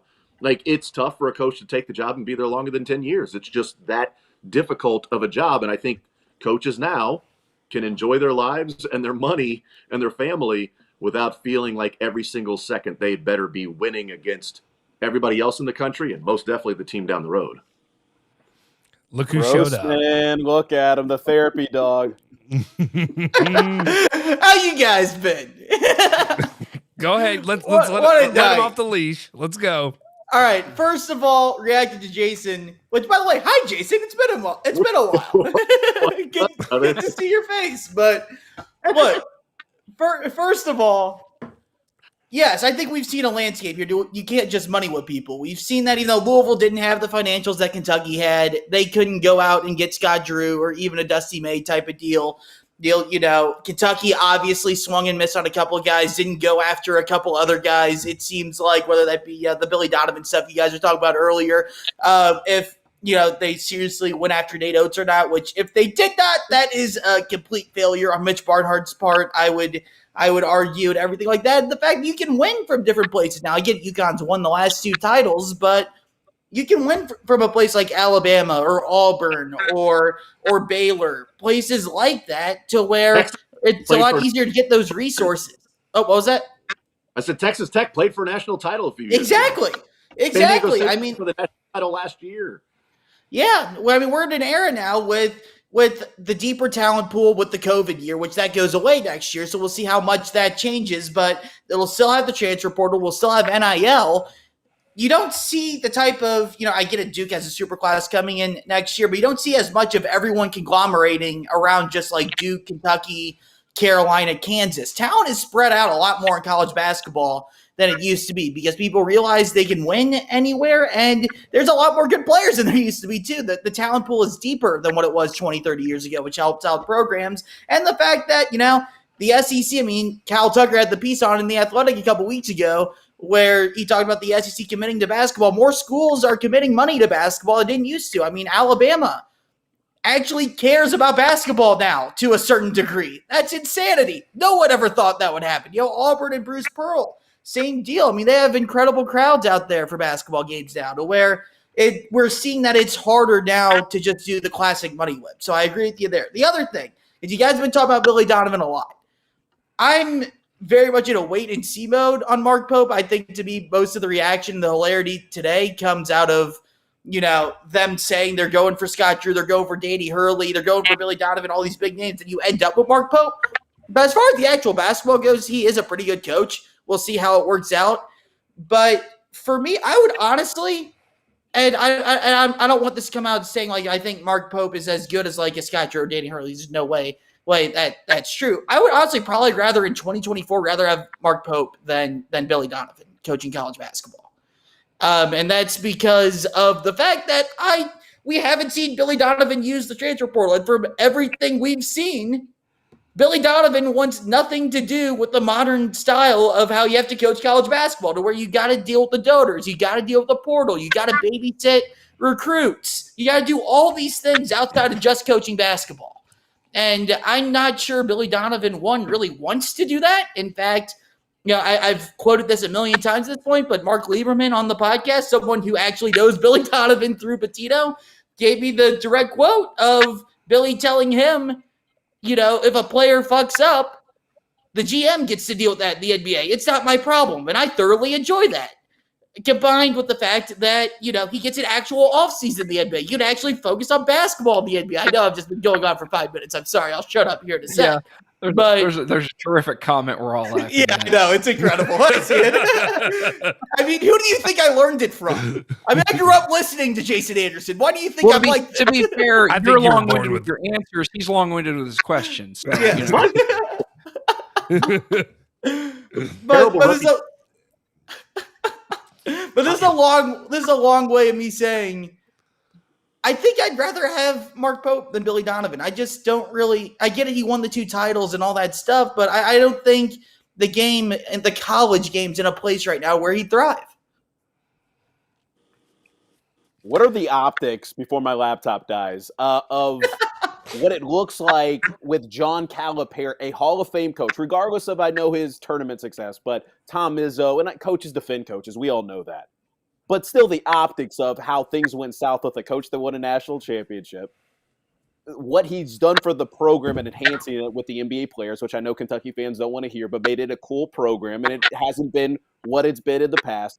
But the optics of that maybe scaring off some of these other coaches. I know you got to be wired a little bit differently and crazy, and coaches, their egos come into play for this, but I'm curious if that turns some guys off. It goes back to what I said. It goes back to what I said earlier about, I think the landscape of college basketball is changing. College football is a little bit different because facilities are very important. Recruiting base, things like that are very important. And playing in certain conferences is extremely important. It's not as important in basketball. And, I had friends and coworkers this week that are like, oh, we're going to go get so-and-so. And my question to all of them is, why would they take the job? If a college basketball coach is having success at another school, it means that he's not lacking for anything usually. He's got the resources he needs. He's getting the talent he needs. He's usually getting good money. If money is the only thing, money cannot replace, for some people, comfort. It cannot replace a feeling of knowing that they've built a buffer, if you will. Cal had a buffer for a long time. He doesn't make the tournament the year after the national championship, and everybody's response was, well, we won the national championship last year. That's what that can do for you. Nate Oates making a Final Four. He could struggle the next 2 or 3 years in the tournament, and nobody's going to care because, hey, he took us to a Final Four. That all gets reset the moment you come to Kentucky. You don't have that buffer zone. You've got people demanding success from you right away. You don't have the ability to build up a program. If you don't have talent coming in that first year, you're already behind the 8 ball. The family stuff. You look at the abuse that the Calipari kids took. That cannot be overstated enough. That this fan base, for as amazing as it is, there are some people that go way too far, and the concerns that are reported of the Drew family having, they're valid concerns in the age of social media, in the age of everything you do. I mean, people knew where Cal lived. Your reporters, ambushed him outside his house while he's walking his poor decrepit dog. For Christ's sake, pushing. He lives somewhere that's very accessible. Yeah, it's not like my point is that his kids aren't even there anymore. I'm not saying it's his attacked fault constantly on Twitter. He was walking down a busy road. I mean, just like there's cars. And to be honest, he's pushing a dog stroller, which basically says, "Look at me, I'm a peacock." So, I mean, come on. Yeah, I would add also, it's not just a Kentucky problem. What is he doing? He's pushing a stroller. Is his dog a 3-year-old child? That was very odd. I didn't understand what was going on. The stroller had the last bit of his dignity in it. And apparently, the last bit of excitement in Kentucky fans in it as well for moving forward. I just go ahead, Jack. Oh no, I was just. I mean, it's not just a Kentucky issue. I mean, we saw it with Louisville fans with the whole Dusty May shirts thing that happened, or may or may not happen. We can all assume whatever happened there. We have even on the Indiana side, Mike Woodson and players calling out the true fans because they were sick of all the pushback on Senior Day a month ago. We're seeing with all 3 schools. I don't think it's a Kentucky only thing, and I would argue. To kind of argue against that, I mean, a passionate fan base, when things are going well, is the best thing you can have. And if you're scared of the fan base, then what are you doing looking for the job anyways? I would argue you don't want a guy that's going to be. Look at Jack, I want you to know. I logged on. I logged on to Jason N saying that you ambushed Cal while he was walking his dog. What? It was the fact that the reporter just popped up out of the bushes like, "Hey, Cal, what's up?" We mistreated the Calipari kids. What are you talking about?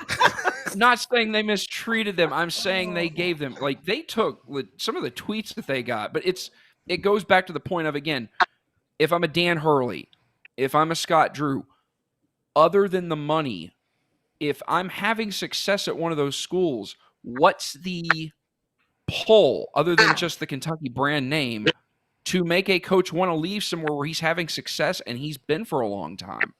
That's the issue that schools, not just Kentucky, are running into. What Kentucky used to offer back in the day was all of that, was the brand name, and that's still there. The money, the social status, the status among your peers. The thing that Kentucky that can offer Dan Hurley or Scott Drew now, it's not the same thing as it used to be. The only thing they can offer them is Dan Hurley. You go to Kentucky and win. Now you are in elite status. You've won championships at 2 different schools. You won a back-to-back at UConn. Rick Pitino won championships at 2 different schools, one of those being Kentucky. Dan Hurley at UConn winning back-to-back. If he never wins it again, still an awesome coach. He wins 2 more, amazing coach. You go to Kentucky and you win a couple championships. Well, now you're like, are you the best that's ever lived?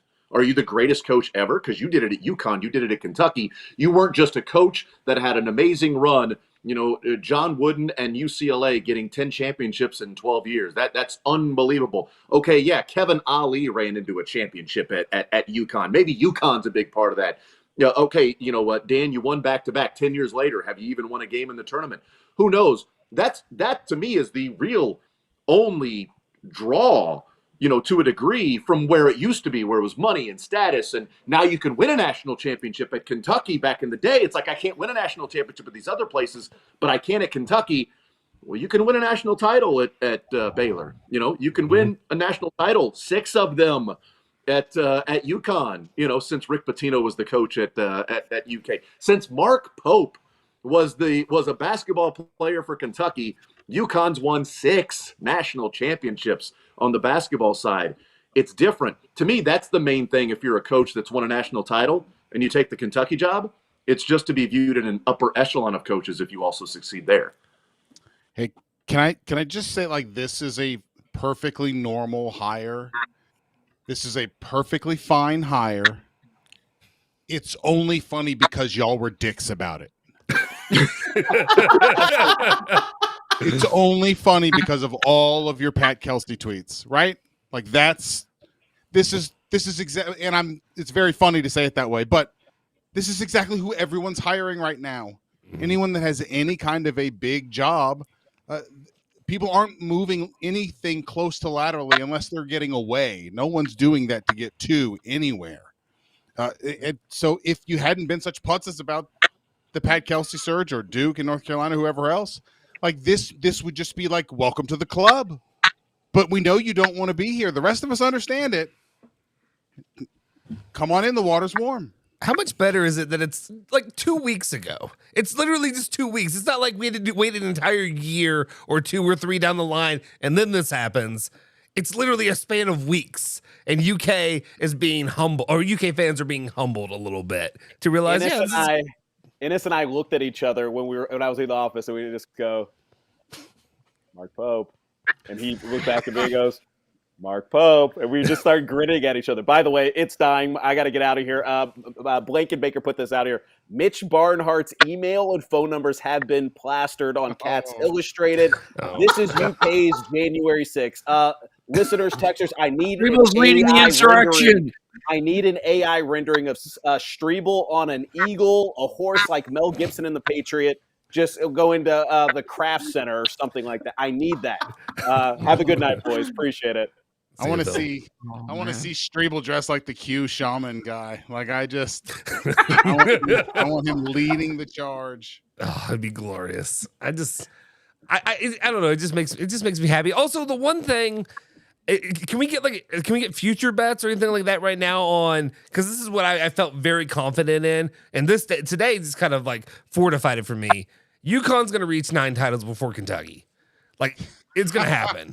You know it's going to happen. Danny Hurley. That future bet is not available. I can confirm. I know. I wish it was. I wish it was because I would put everything I own down so quickly. He's like, I do not want to look at this possibility. Everything I own, I would put on it because it's going to happen. And I'm sure an offshore book will offer it to you and then never pay out on it. So because I thought about it for the last couple of years, I was like, well, maybe North Carolina can do it. They're starting to add a couple of those titles, and now we're getting closer and closer. And now it's like UConn, who I've hated for so long because I just view them as a team that lucks into championships. Last 2 years are not that. Six of them. Yeah, I view 2014 and 2011 along those lines. And it's just like 3 seed in 2011. People do forget that. You shut your fucking mouth, Jack. I know. I know. I'm aware. But I'm just saying, especially 2014. Maybe it's that. Maybe that's what still. It sticks to my craw, if you will. Just that Louisville just trouncing them 3 times, and then UK, Because I think their 6 championships are 3 number 1 seeds, a number 4, number 3, and then a number 8. Okay, who is this guy? Who is this guy? Get him. And then mixed in there are 7 seasons where they don't make the tournament at all. Exactly. Yeah. Exactly. Yeah. 100%. Maybe that's why it feels that way, because there's so much ineptitude sprinkled in between that it's like, how can that happen? Right. How can you possibly just have, all these years of struggling and then one, fantastic season? Well, I mean, a lot of it's because the 3 seed, they did play in the first day of the Big East tournament, so they had to win 5 games in 5 days. But that's less to do with how good UConn was and how dominant that Big East was those years. Like the Big East had 11 teams in the field that year. It was incredible. Hey, real quick, the ACC team Anderson 5 days is an 11 seed. Yeah. Real quick, Anderson will love this. Mike DeCourcy 2 days ago wrote a column of who the actual legitimate candidates were to get the job, and the number 1 person he had on his list was Mark Pope.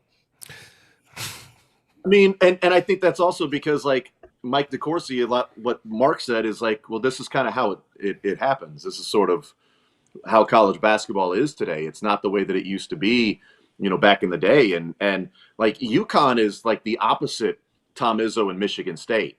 Like UConn has gone to 7 Final Fours and they have 6 championships. Whereas Tom Izzo's like, I'm going to win 4 games this tournament. That's it. I'm going to win 4 and I'm not going to win any more. It's funny. It's a great take, but ironically, but 1 championship. The only time UConn has lost to the Final Four, ironically, was against Michigan State and Tom Izzo in 2009. Exactly. Right, exactly. The one time Tom Izzo decided that he was going to win a 5th game, he didn't win 6. He got trounced in that title game. Which whoever won with Michigan State and UConn was going to get trounced in that title game. But Calhoun was always like, well, we're here, we might as well win it. While we're here, and Izzo's like, holy shit, we're here. This is amazing. Let's go out for dinner. Let's fucking party, guys. We made it, everybody. There's more games. We'll see what happens. Yeah, Izzo does. We might as well win it in the Elite 8. That's it. I'm good. Guys, we won 3 games. We might as well win the region. So, the other day when Louisville hired Pat Kelsey, Gary Parrish just wrote up a quick write-up. The first half of it, I think, was sort of like, here's the good news. I actually think Pat Kelsey's really great, and he might actually turn out to be exactly what you need. And I have a feeling that he will, and it was pretty upbeat.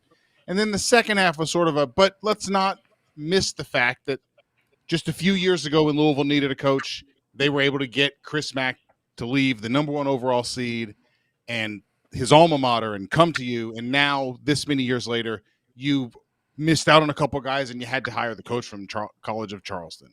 And I know that BYU just joined the Big 12 after a year, but this was not who anyone thought they would be aiming at.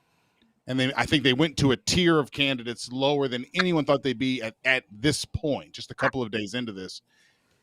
Is there any kind of is there any kind of a parallel message to be drawn from who they ended up having to hire here, like there was with Louisville, or is it just not related at all? Well, I mean, I don't know who wants to take that first, but I mean, Jack. It's a surprise. Jack's got something to say. I mean, from the standpoint of everyone's pissed off tonight, but Mark Pope's going to win the presser in some way, shape, or form, but he's going to get a sizable chunk back in, just like Pat Kelsey, right? And we've seen this story before with everyone. I mean, that's just what fans do. You go through the 5 stages of grief. Right now, Kentucky fans are in denial. And most of them, by the end of this period, sometime next week, will probably be in some level of acceptance. Talking about how he beat 5 top 10 teams this year, or that he had, BYU in the top 5 in net, or whatever the heck that is. So Kentucky fans, a large majority of them, I think, will eventually reach that acceptance stage. Round Daddy James Strebel will not. He will fight against it more than pretty much anyone else. But if things go well early, then they'll be happy. It's if things don't go well early on, then you might get some more pushback. But I do think over the course of the summer, everyone's saying they're going to be pissed off and fire Mitch Barnhart. That's going to die down eventually, right? They're going to do the same thing Louisville fans did. They're going to do the same thing, Indiana fans did with Woodson and Archie back in the day, to where they'll eventually they'll win the press conference no matter what the heck he says, and most of them will fall in line, right? I think I think the part of issue is it- not Go ahead. necessarily. Oh, sorry. Go ahead, Jason. Go ahead. No. You go ahead. I was just saying, I don't think the reaction would be what it is right now if the process hadn't been as just fucked up as it was. Mitch Barnhart completely peed down his leg to go. That's what we said about Louisville and Josh Hurt, though. But you guys were still mad at Josh Hurt. I think at the end of the day, look, he is a I don't former know player, if fans are. And this isn't a Louisville thing, Not- but like not I don't now. think Louisville fans are. I think even like me, and I've been bitching and moaning today, but just because I understand, I'm just reliving through you all what I felt. In the initial stages, I've come around enough to where I can be nice on Twitter, but that's mainly it. We'll see what happens. We'll wait to see what players come in and how he does. Winning games. But I understand how you're feeling. So go ahead, Jason. Sorry. Yeah, well, hey, Jay, I'll let you guys go. But don't you think also, just to factor into this is an awfully Mitch Barnhart empowered move. Like for us on the outside and Kentucky fans tonight, wanting him fired and all that sort of thing. This is not the actions of a man who's worried about being fired at all. No, and Tuesday night we had, or Monday night, Sunday night, whenever it was, this whole week's just kind of been a blur. I talked about the fact that whoever Mitch goes after, and that's why I thought it was going to be Drew that gets the hire, he wants someone who he's never going to have to worry about saying the wrong thing, pissing off a donor, pissing off the media. He's going to go out, do his job, be quiet, and fall in line. Mark Stoops, essentially, on the basketball side. Mitch has been there 22 years. He is considered nationally one of the top athletic directors in the country. He's respected by everybody in the industry.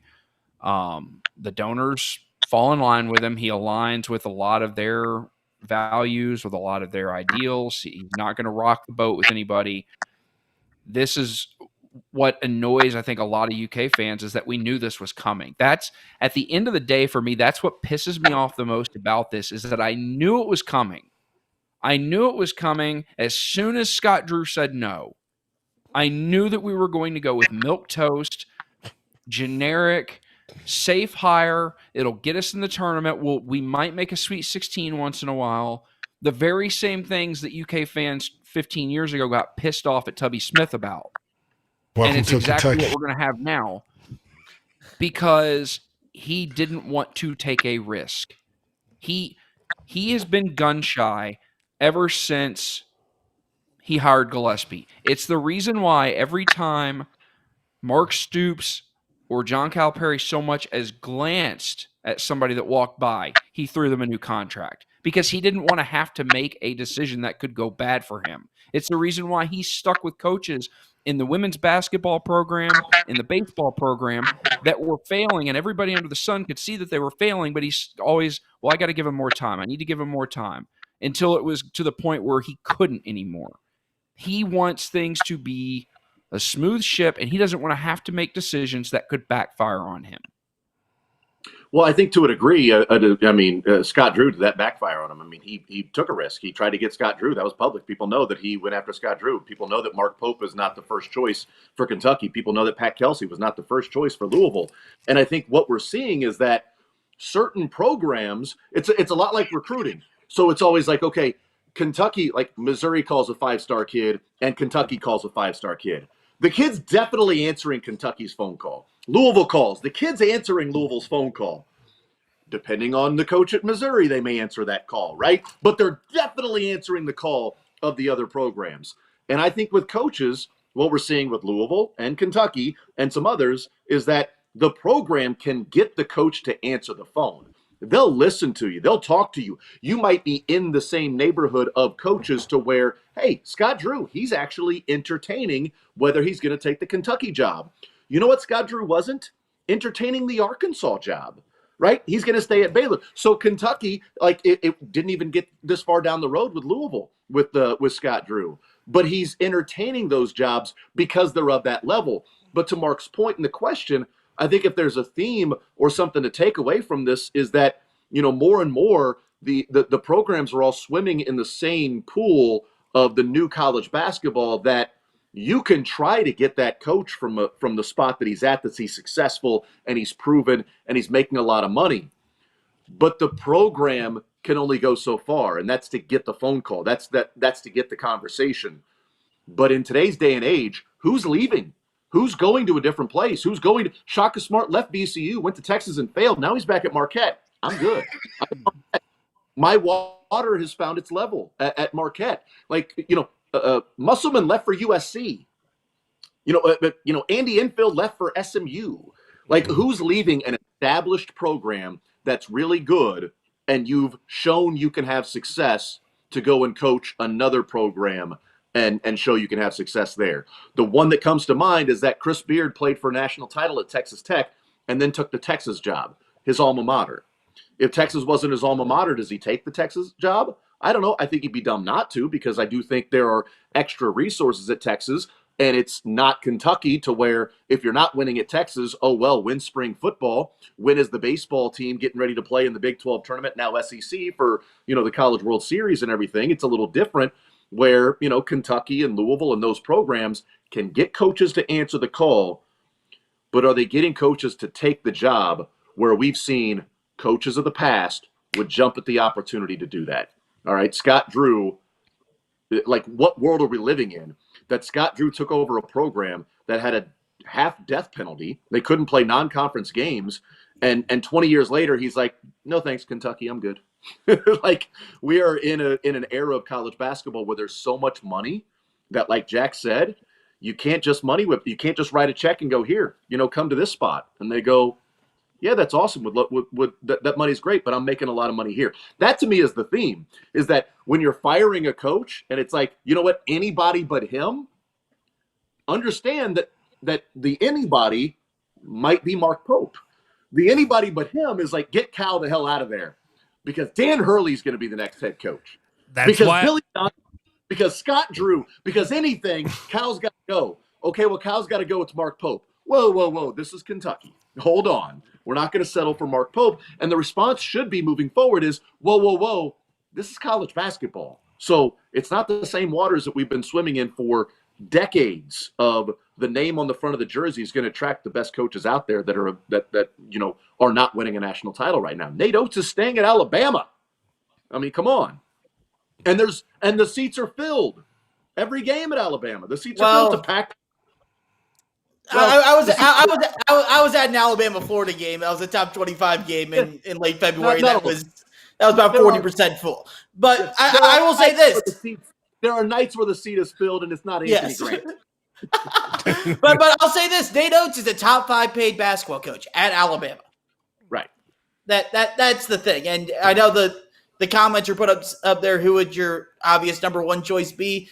If you had it, like, Nate Oates, to me, was my number one choice. Louisville, I didn't think financially could afford him. Kentucky could, but they had the buyout, all that stuff, and I don't know if we'll ever really know what happened there. But Nate Oates was the number one for Kentucky in my book. And you know what? If Mike Woodson flops and he got fired next year, that would be the guy I'd be begging for there also. Like, I think he's the best young coach up and comer out there right now with everything he has going for him, working the transfer portal, modern offense, all that stuff. But, I do think, like, all this aside, like, Mark Pope, he hasn't won a tournament game, but he also was in the West Coast Conference in the Mountain West before this year when he was in the Big 12. And were there limitations at BYU in terms of, like, they were a 6 seed this year instead of a 5 seed because BYU won't play on Sunday, so they had to knock him down a seed line in the bracket. Like you're dealing with stuff like that. Do we think there's an extra level that Mark Pope could get to at Kentucky beyond what he's been at BYU? I mean, obviously Mitch Barnhart is begging for that because he wouldn't have hired him otherwise, but do we think he can do that at a place like Kentucky, whereas up until this year he had been in the West Coast Conference or the Mountain West with BYU? I think it's a fair question, and I think it's a good way to ask it because sometimes I think when we talk about like resumes and who should be qualified to have one of these jobs, when they're coaching somewhere else, what you're trying to say, look for like signs that they can do the job at a bigger place. But what you really end up asking is like, are they doing the Louisville job at wherever they are now? And like, that's not reasonable. And so I think it is good to try to avoid that, or to at least be aware. Like, am I asking them to do more than they ought to really be able to do there? And a totally fair question. How much do you think the angst about, I almost said Mark Stoops, Mark Pope, flows from the fact that you were completely and totally freed from having to buy out Cal? That like you saved $33 million and then hired Mark Pope. Like it all built up to go a completely different direction. And you didn't even really get to cash in on the fact that Cal left $33 million on the table. Yeah, I think that's a great point because, if you're going to fire Cal and pay him the $33 million, well, can you afford to then just go and write a blank check to Dan Hurley? Can you afford the $18 million buyout to Nate Oates to get him? So if you're going to fire Calipari, you got to go in eyes wide open of understanding what the market might be for the coaches and how much money you may have left to go and spend. And you don't have to spend that for Calipari now. And you still couldn't just simply say, Nate Oates, what do you want? What's your price to get you from Alabama? At least I know it. I may not be willing to pay it, but at least I know it. What's your price to get from Alabama? $20 million a year. All right, have fun in Tuscaloosa. We got to go somewhere else because we're not dumb. Okay, like I'm not just good. You aren't the guy that gets the blank check. There might be a guy out there that $20 million a year I'll consider. It just ain't you. You lost to that guy in the tournament. Okay, this year there's another guy like that. But I think it's a good point that you saved all that money and you're not in turn having to use that because you're not getting a guy that was so protected contractually because he had been so successful that it was going to take a lot of money to pay to get that guy out from that contract. And look, I gotta bounce here in a second, but I hope, and I said this earlier, I hope a year from now we're all sitting here, everybody's calling us dumbass, not you guys, but me, Strebel, et cetera, calling us total dumbasses, and we're like, yeah, we were wrong. Hubert Davis wasn't viewed necessarily when he got hired at North Carolina as, the home run hire. There were some people that are like, what are we doing here? It worked out. Maybe Mark Pope, when he comes to UK, is able to get a higher caliber of player because he has more NIL money, because you don't have some of the social contract things that go on at BYU. We all know, beds, honor code, I think is what you were going for, not social contract. Yeah. I was thinking soaking, but was it a 1 day contract? It's 11:30. Screw it. Maybe he's able. Look, at the end of the day, his team was 14th in adjusted offensive efficiency. They were 70th in defensive efficiency. I watched Kentucky unable to guard anybody this year. I made a killing finding who the ball dominant guard was on the other team and blindly betting his over on points. It didn't matter if it was 10. It didn't matter if it was 30. It hit because they couldn't defend. They could not defend anything. So if the product is better, none of this will matter in 6 months. if he's able to get guys in here, if he's able to go out and win games, nobody will care anymore. If he gets to the second round of the tournament, he's already done better than Cal. Again, I think the frustration comes from how this coaching search went, how rushed it feels. A lot of the same things that U of L fans were feeling 2 weeks ago about, why aren't we talking to this guy? Why did we go suddenly from, 20 miles an hour to 100 miles an hour on the search? If we had gotten to Mark Pope through a linear progression 2 weeks from now, after talking to some other people, he would have been there. He would have taken the job, no questions asked. Maybe he'll come in, he'll do fine with the press conference. He's a guy that is on one of the most beloved teams in UK history, maybe the most beloved team on that 96 team. He's somebody that UK fans know. He'll win the press conference. He's got to go out and get recruits. That's the big question. Who stays on this team?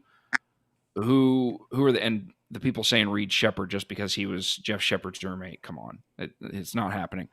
But if he's able to get one or two of these guys to stay, if he's able to get a couple guys to come through in the transfer portal, I hope in a year from now we're saying, okay, it wasn't a bad hire. I just really worry about the fact that if it isn't, we're on the same trajectory as Indiana. Sorry, Jack, no offense. But we're on the same trajectory as Indiana of hiring a former player and watching the brand continue to erode. Because with what we've talked about tonight, with how the landscape is changing and the brands not being, the brands anymore, it's not necessarily about that. If you get this hire wrong and you continue to slide down that hill, how do you get back up? Don't hire Kenny Payne. It's not Kenny that. Payne won those games. Did you see that somebody hacked? Did you see that somebody hacked the 24/7 account earlier? It was up there for like a minute. It said that they're seriously considering Kenny Payne. That's fantastic. Great. That's the best thing that could have happened. I would have thrown my phone through the window. Besides you all hiring Mark Pope, that is the best thing that has happened today. for what it's worth, with Strevel would be on the road to Lexington right now. when both jobs opened up and there was like a list that came out, both guys that I was like, ha ha, very funny. That's who both schools ended up hiring. Yep. I don't know anything. Yeah, if it in Animal House, the float that they make, the black car and all that, that'd have been Strevel driving down 64 tonight. Just flames. Oh, are we sure? Are we sure he's not doing that? I mean, he's gone AWOL. Hey, you know where I will rivalry troll here for just a second before we let it get out of here? I think when Louisville and Kentucky both pursued Scott Drew, but I think Louisville sort of barely got in the door, and I think it was really like, I'm not gonna leave. They're gonna give me a big deal. They just built this arena, all this stuff. Assuming it's true, they flew his family to Lexington. And then they were like, we're going to go back to Waco. Yeah. And it does feel like Scott Drew didn't want to leave Baylor with Louisville, and he didn't want to go to Lexington with Kentucky. And I feel like that's a little bit more personable. Well, the problem with, heading to Lexington is they're low on shiplap and God. And so I know a guy. Yeah, I mean, you're not getting Scott Drew out of Baylor without some shiplap thrown his way. Not with Chip and Joe. Chip and Joe ain't letting it happen. Shiplap in the air. Right. That plane you sent for him should have been made out of reclaimed wood. Okay, that's right. Did you see that they sent him? Did you see that they sent him cupcakes tonight? That's great. It's fantastic. They sent Scott Drew or Chip Gaines. No, Chip that Gaines was Baylor's non-conference. I think his wife. I think it's his wife's thing. They sent Scott Drew cupcakes tonight. Yeah. Oh yeah, she has a baking show now too, a cooking show. Yeah. Well, would there have been pressure on Scott Drew to not do the cupcake schedule at Kentucky? No, the pressure would have been win in the tournament. That's it. That's fair. Yeah. Mm-hmm. Like honestly, it's a cupcake schedule. You're playing some good teams in the SEC. Like that whole thing. I don't even care. The playing good teams in the non-conference or not. What's your team? Is your team ready to compete? Well, then I need to get them ready. So let's play some tough teams. Am I just starting here at Kentucky or getting a new team together? I need to get my team ready to go for February and March to see what I have. So I'm going to play some easier teams along the way. Whatever it takes to win in the tournament. Because if they played, Institute of No Thumbs and then, went to the Final Four, I don't think anybody's really going to care. Just don't lose to the Institute of No Thumbs because, it's hard to grip a basketball then with the team playing. So that's embarrassing. The very first Sony PlayStation I had I think NBA 94, and it was really great graphics for what it was, but the players' hands were all like this. They did not thumbs at all. So they would just catch the ball and they would just like everything, just like it was awesome. It was so great. I don't know why that made me think of that. And oddly enough, they were like the weird, like tiny hands that you see like on like all props. Yeah. The bird lawyer. He had the large hands, didn't he? In Mitch Barnhart's defense, UK fans did say they wanted a coach who'd won a national championship. So see, there you go. Probably should have been a little bit more specific on that one. Mitch Barnhart's like, I got you, the guy, man. I know. Come on. Perfect. Just real quick, thank you. This is weird because I'm reading your name and I feel like I shouldn't, but Pressure Washing by Sterling Wash, because for $1.99, I'm not sure if that's good enough to read a sponsor, basically. But saying all great things, all greats work their way up might be interesting. So I'm sure. I feel like this is I your thought that way. meant the pressure wash was only $1.99. It might be. Oh. It should be. But I feel like that was just a way to get their business out there. But whatever you got to do, I guess.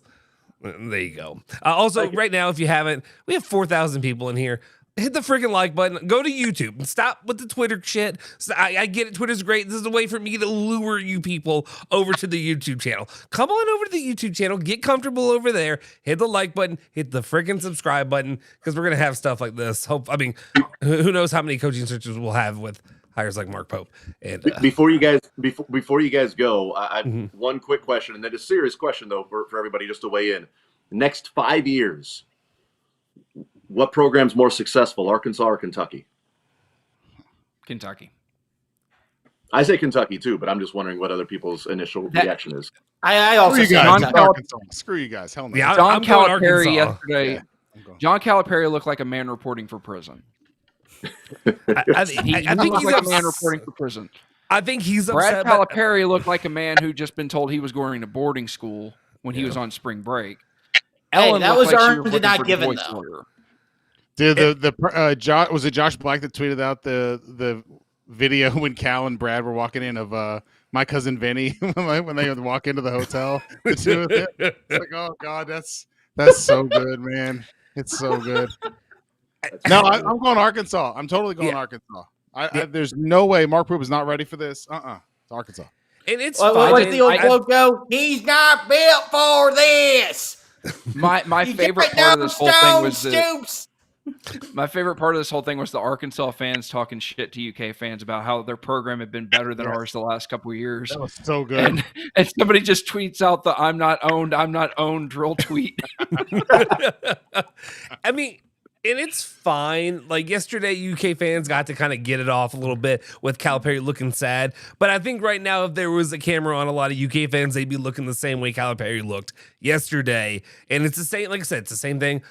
People, Rummage will never say it now. He was always supporting. Rummage was always what am I forgetting? Pat Kelsey Rummage guy. was always whatever he is right now. I love Rummage so much for doing that. But Look, also, we know how Rummage is. We remember Scott Satterfield, all right? And I love that Strebel is kind of doing that too. Like, he's going to be all in on Mark Pope at the beginning of the season. Like, he's maybe angry right now, but he's going to get on the train. By the time they're going to get some recruit or something that's going to get him excited, and he's going to do the same crap he does every time. I think it's going to take the press conference. It's just going to take the press conference. Yeah. Well, and just to Jason, this question about who's going to be more successful the next 5 years, I think it's fair to say that like no UK coach has ever taken over in a better SEC. Yeah, like part of Cal getting to have those unbelievable first 5 or 6 years was. There was a year in there, I think, where the SEC West champion didn't make the NCAA tournament. Remember that? Like, there were some really bad SECs in there, and there's nothing close to that now. Well, So Mark Pope's going to take over a much more difficult job than anyone ever has at Kentucky. It's one of the things that Jack brought up when he was talking about Billy Donovan, and he was like, "Are we sure Billy Donovan's just going to walk in and win basketball games and not having coached in 11 years at the college ranks and walking away from the college game because he didn't like where recruiting was going?" Well, this is where he was worried about recruiting going, and it's already there. And I think it's about 17 stops past where he thought it was going. They've continued. It's Kramer and George holding hands, seeing how far they can get on the empty tank. It's further than he thought it was going to go. And like looking back at the run for Billy Donovan after the back-to-back national titles. So then the second go around when he won the SEC, 3 out of 4 years and made a Final Four before he ultimately, decided to go to the NBA. And just looking through the coaches there, Mark Fox, Conzo Martin, Mike Anderson, Johnny Jones. That's a fun one. Frank Haith, Andy Kennedy, Billy Kennedy, Anthony Jamie Kennedy. Kevin Stahl, Tony Barbee, Frank Martin, and Rick Ray. Those were your coaches in the SEC. All right, who the fuck was Rick Ray? Also a great question. He was the white recruit from Blue Chips, right? Wasn't he the? Oh, Jason, I have finally seen Blue Chips. After all these years, I finally saw it. Have you finally watched Training Day, you bum? No. You're missing out on that one too. I didn't lose Enter Jeopardy off of Training Day, though. But I think those names sort of illustrate the SEC now versus that was 11 years ago, the SEC, when, Cal and Kentucky were making their run through it, but so was Billy Donovan.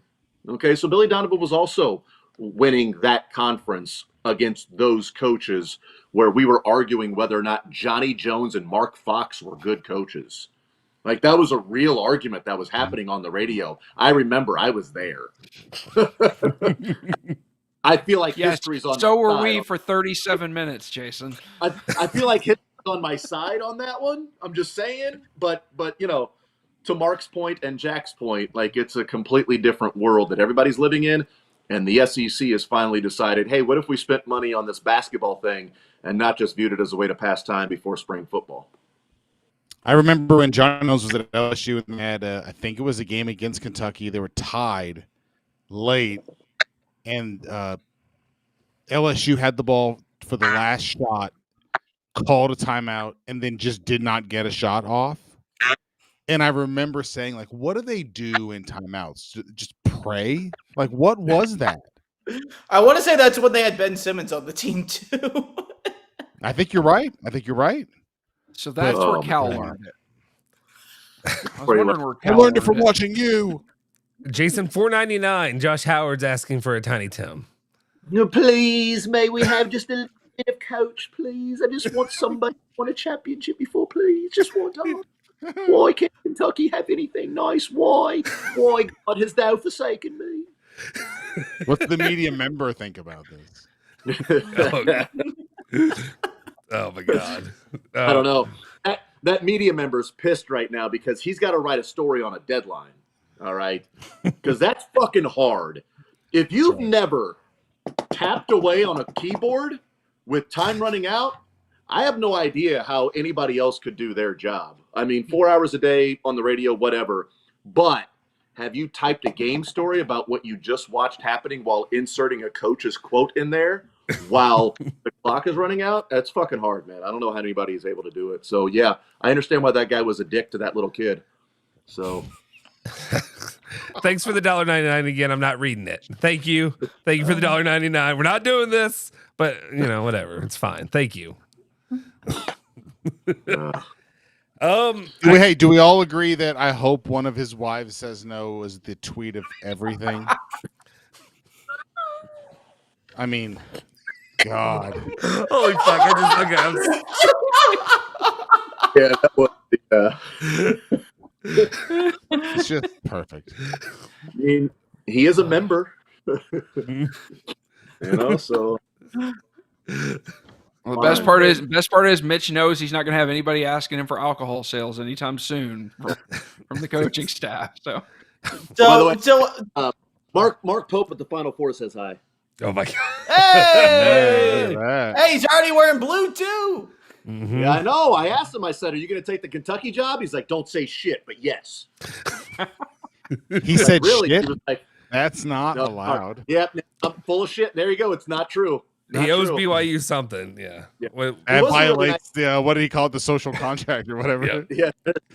He was a really nice guy. Like, I enjoyed the conversation. It was great. He talked about how much he loves Kentucky. In case you guys didn't know.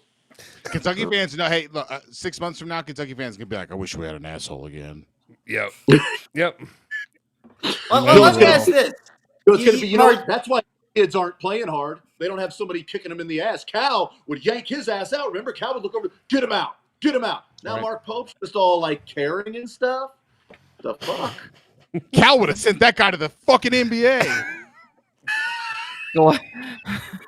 Gillespie would have sent him back to Lexington in a van. Around here or just go pro. All right, just go pro. Don't succeed, just proceed. Yes. We went from coaches that sent guys to sit in bathroom stalls and vans to a coach that would sit him on the bench after 2 minutes to. Pitino would have put him on the treadmill. Damn it. Yes. Cal sends him to the G League. Do you do sports or leisure still? Yeah, we do. We did it today. God. Yeah. Oh, I need to catch the podcast. Okay, that's good. I missed that. Yeah. I'm glad somebody else remembered that. Yeah, on there. Royals and Chiefs questions. I'm not sure you guys would care, but so there was a main question is like, hey, all right, sports side, who's won the last 2 Super Bowls? Like that was a tough one. It was a difficult one for everyone. But what about the leisure? So the last 2 Super Bowls were Oakland, and then who do they play in the SEC tournament? That would be it was. Am I doing this right? It was A&M. It was A&M. Oh, it was. Yep. Buzz Williams. That was very good. Also, a hire that I feel like would have been, if I was a UK fan, I'd be more excited about if you got Buzz Williams. No, I would rather have Mark Pope than Buzz Williams. I'd rather have Buzz What Williams. about Campy? God no. Who? You win, you get the job. Greg Campy, you win, you get the job. Like it's just one of those. It's like the Survivor. Yeah, it's like I love that guy. He's great. Imperialism coaching. Just every That's time right. whoever beats Kentucky, it's your turn. You get it now. You finish the season. It's your job now. Yeah. Walter Sounds like, dude, Oh my- your job. Holy shit, we got Nate Oates. How do we do this? Oh my God. It's shit, it's Walter McCarty from Evansville. Of course, Louisville would be coached by fucking Everett Sullivan or whatever. Oh, the Lenore Ryan head coach. Yeah. Oh, God. That's a much better system. Well, no, I mean that would have gotten you guys Kevin Keats, so that might have worked out all right. Yeah. But then it changes everything because then if your program sucks, then you're actually rooting for your team because then your coach will go and coach that team. So instead of rooting against your team, so they fire. It's like, oh God, I hope we win this team so this fucking guy can go. This is a new hope sport. we win this game. So let me ask this: you guys ask Kentucky or Arkansas next 5 years? Who has more success over the next 5 years, Kelsey or Pope? Travis Kelce. Yeah, it's Kelsey Yeah, for the same reason. Pat For the Kelsey. same reason. Or Travis Kelsey. It's fucking Travis Kelsey. He's dating Taylor Swift. Are you Yeah. kidding me? I'm with Jason. Even if he does nothing starting now, there's more success for the next 5 years. Come on. I mean, yeah. What was your question again? Pat Kelsey or Mark Pope? Not Travis, not Jason, but Pat Kelsey. Is it a cop out to say that in 5 years we both have different coaches? You could say that. No. I mean, odds would say that. I mean, the odds in college. And not because they went on to bigger and better things. Yeah. Well, I mean, Fuck off. I think Kelsey's gonna do good, man. Get out of here. But the odds say he's going to get fired. If we're looking at college basketball coaches, like you're more likely to get fired after 5 years than you are to coach there 7 or 8. I mean, so it's like one team versus the field in the tournament. The field would be, Pat Kelsey and one of them not coaching there in 5 years at Kentucky or Louisville.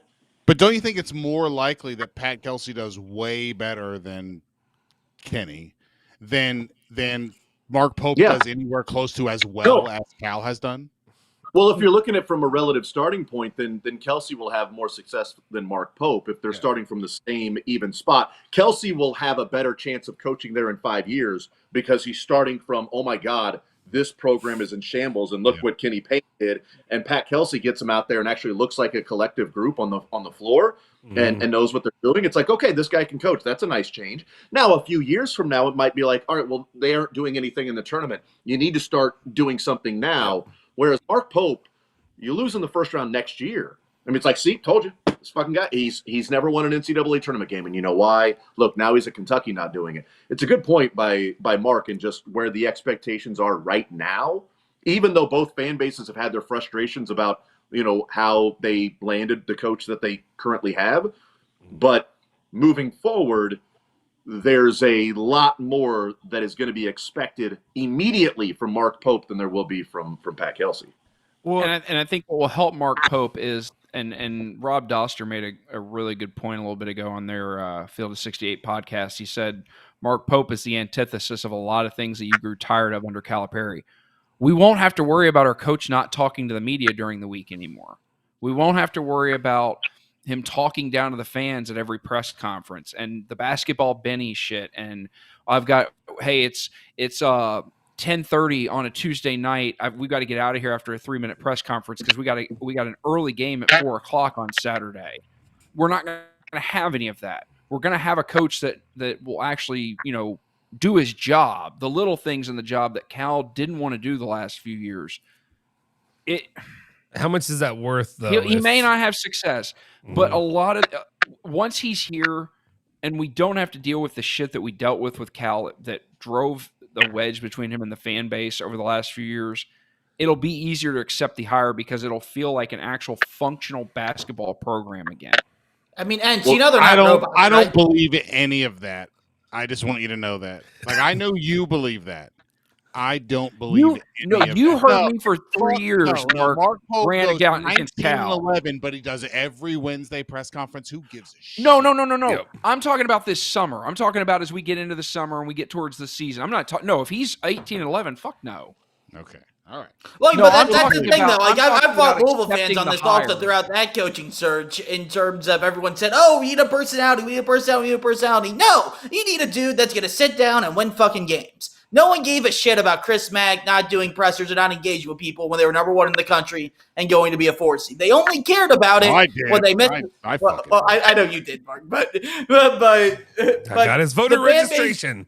No, the fan base only cared about all that stuff when he stopped winning. The fan base only cared that Cal had to go see his dog, or you would say he hadn't seen injured players yet that day when they stopped winning. If you win, it doesn't matter. It's as long as you win games. Cal still hasn't seen the video either. Whatever it is, he hasn't. Whatever seen the video is, whatever. Still it is. hasn't seen Ashton Hagen's money phone video. Right. Who is that? Whoever Yeah. that is. But like, I do wonder, like what Jason was talking about, like, thinking about that from the outside looking in, that, Cal, the way he started and how successful he was, and the love affair that immediately happened with Kentucky and Calipari back and forth, to the point to where, like you're talking about, Jason, Calipari in his own mind can do no wrong. The fans don't know what you're talking about. Basketball bennies. I don't really need to do this. I don't need to do that. And you do wonder how much that was sort of a peek inside of maybe the way he viewed himself as a coach. Well, maybe I don't really need to do that over there. I'm Calipari. Well, I've already won a national. Do I need to do this little thing over there? Well, I mean, it's a joke, but do I need to go see my injured player right now as opposed to going and doing something else? Well, I've got this other thing over there. Look, you basketball bennies. Okay, you're going to tell me? You're going to tell John Calipari how to coach? You're going to tell me how to do this or that? I do wonder if there's an element of that sort of creeping in terms of the fan base or even the media that people do not care about. Well, the media is not getting this or that. Well, there's some other things to it. Like how serious are you taking your entire job? Everything that it entails. Because if you're lax on one aspect and like, well, I don't really care about that aspect because it doesn't seem that important to me. Well, is there another aspect of your job that you don't feel is all that important to you, but it might be why this guy just won the tournament game and is advancing, and you sort of just like let it go? Where 10 years ago, he would have had that. He would have paid attention to that little thing. I don't know. Just throwing that out there as to, if we're wondering what's happened in the last 10 years of John Calipari and, not necessarily the last 10 years lack of tournament success, because they were a North Carolina, goofy white guy shot away from going to overtime after the Malik Monk 3 in the Elite 8. They were, Auburn overtime away from going, to the Final Four. So they had opportunities there. But like the recent lack of success, how much there's just been you guys don't know what you're talking about. I'm John Calipari. And Mark Pope won't have that. Does that mean he's going to win games? I don't know. Who knows? Debate back off that a little bit. Did anyone see the Calipari quote from the presser yesterday talking about how don't sit inside and watch game tape, get out in the community, and all that stuff is phenomenal. Like that's really, really good stuff. And Calipari did a great job of doing that in Kentucky. But you just have to watch the game tape too.